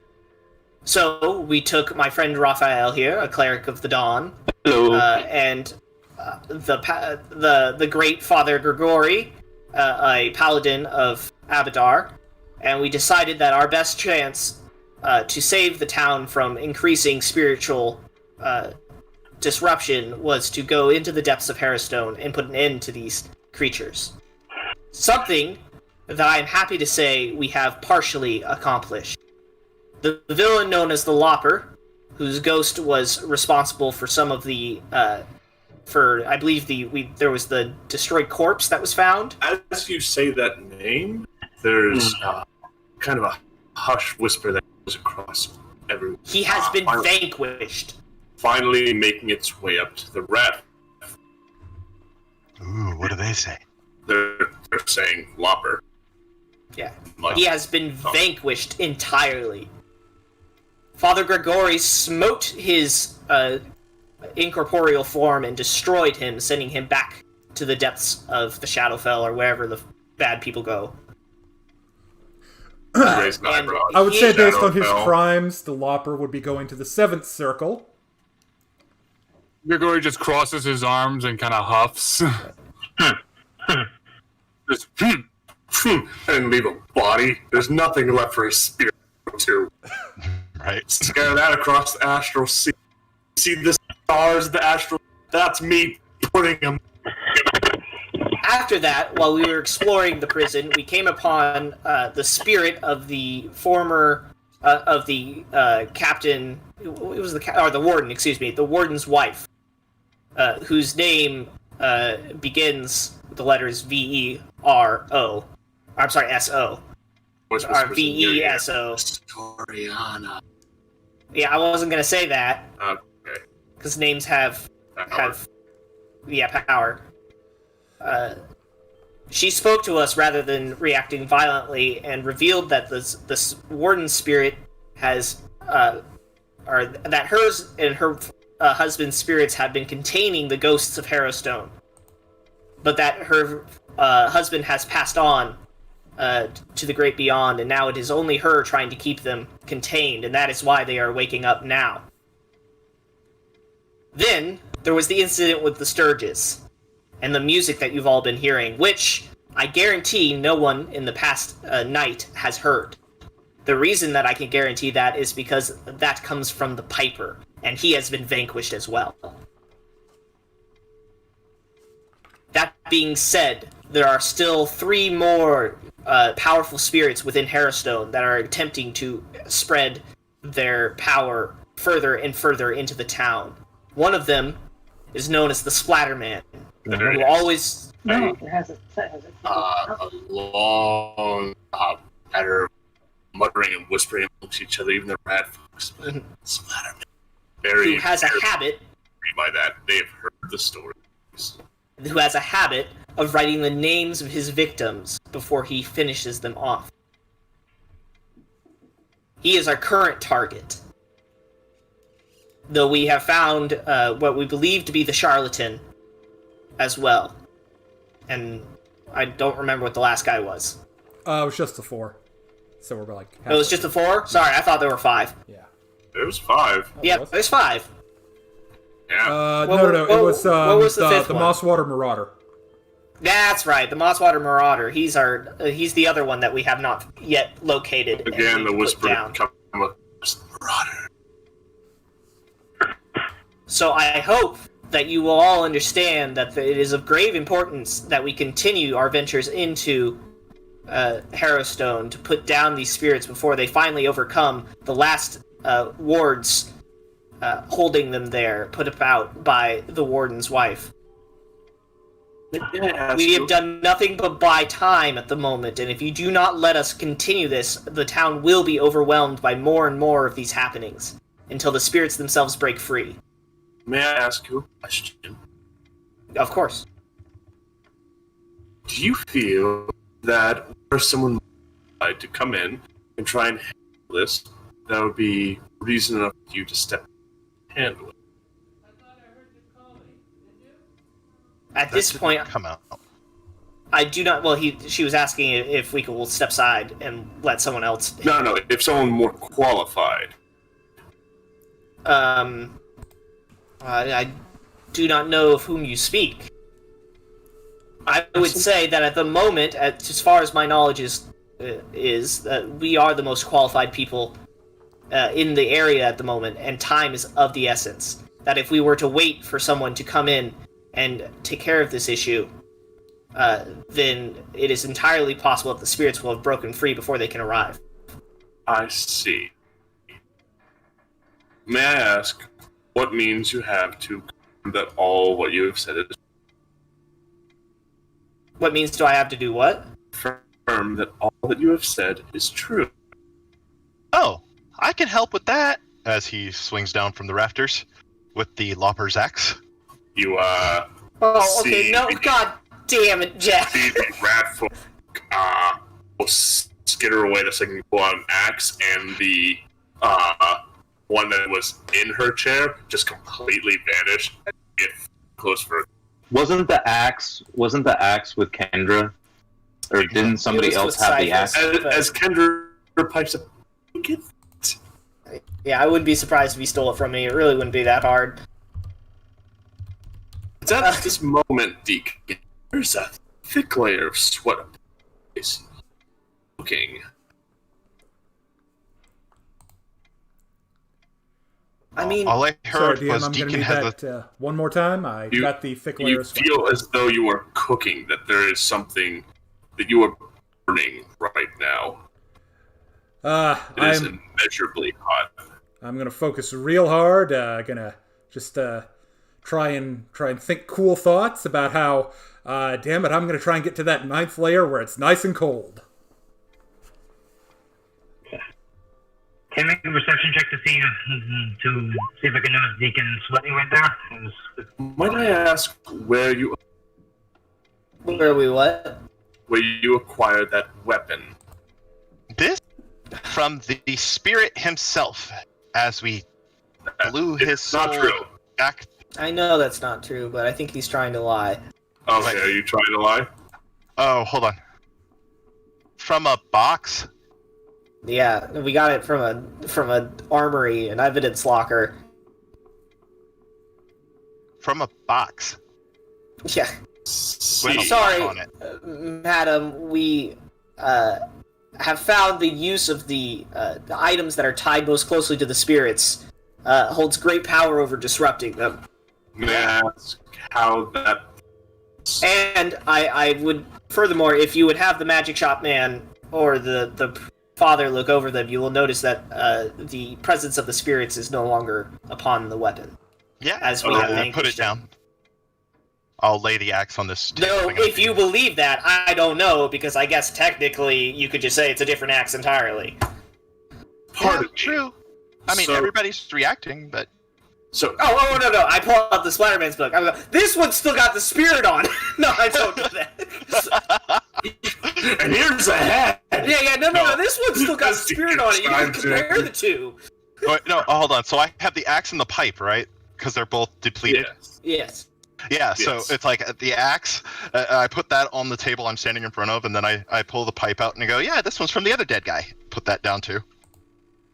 So, you acquire these items from a box. Yep, and used them to kill people. Bad people. We got them from Harrowstone. If that's what you're asking, yes, they were we got already them from dead, Harrowstone. though, so we're not really killing them. Yeah, it's kind of well, yeah, because No, I'm saying. Yes, we received them from Harrison. Might I ask that any of what you've said is true? I mean, there's no spirit on the axe anymore, but again, I don't see how that proves anything to you if you are determined to doubt us. All I can tell you is that the music that you've been hearing at night should no longer be accounting, and you should no longer find headless corpses all around the place. Oh, by the way, that incident. I go into the undead that attacked Kendra's home. Oh, yeah. So it's like... So we put those ones down, too, as there's clearly some kind of necromantic force in the region, but it is not us, and that we are fighting against it. Yeah, no, I'm just a cleric of Sarenrae, but fuck me, I guess. Yeah, same with the Paladin of Abadar. I guess the church doesn't mean what it used to, guys. Raphael is so salty. You guys, you're a bunch of filthy liars. She's asking how we have this axe that doesn't have magical aura to it. Well, yeah, but we don't have any way to prove exactly that what we say is true. Difficulty. Yeah, and we have been very clear with that. We were trying to give her as much information as we can. So there's no information. Determined to doubt, then that is her choice. But there's no information on the weapon that the Lopper used, and information stating that this, in fact, is that same weapon. I mean, if we really think about it, there's no way to prove that it's not just some old axe we found in the woods. It's also no way to prove that the Lopper's spirit was ever risen. Yeah. I mean, in worst case, I could pull out the book. Actually, now I think about it, I think it might show the paper from the haunt. Would that be good evidence? I'm not saying this out of game. I don't think so. I was about to say, I'm tempted to pull out the book. Well, we're behind you. Raphael's tempted to just go home. Yeah, Cypher. Seriously, like, what is he even doing here at this point? Like, Grigori's just sitting here like, why the don't worry, we're going to have a nice in-party, in-character debate about this whole thing after we're done. Yeah. You know what? I'm just going to do it. I'm just going to make the move. I'm going to pull out the book. I'm going to say, you want proof that there's a ghost inhabiting the area, a malevolent spirit? Here's the proof, and I'm just going to throw the book. Prove it. As you throw the book, he opens up. He's opening his shirt for that burning sigil. So, raising the book on high, pulling your sigil out, that book begins to grow white hot. Candles burst into greater flames, reaching all the way into the rafters as the entire place becomes consumed with fire. And that's where we're going to end it. I never knew so hard before. I'm gonna wreck this town. And that's where we're gonna end the session. All right. Well, thank you everyone for joining us on this latest fun Carrion Crown adventure. Stop by the D6 Damage Discord for more discussion on character builds, game strategies, game mastering. If you're a DM, there's all kind of stuff to do. You can find that link in our video descriptions that we've already made. And come join us next Friday, where we're going to find out how this Law and Order Ustalov edition concludes. Say goodbye, guys. Goodbye. Goodbye, guys. Later.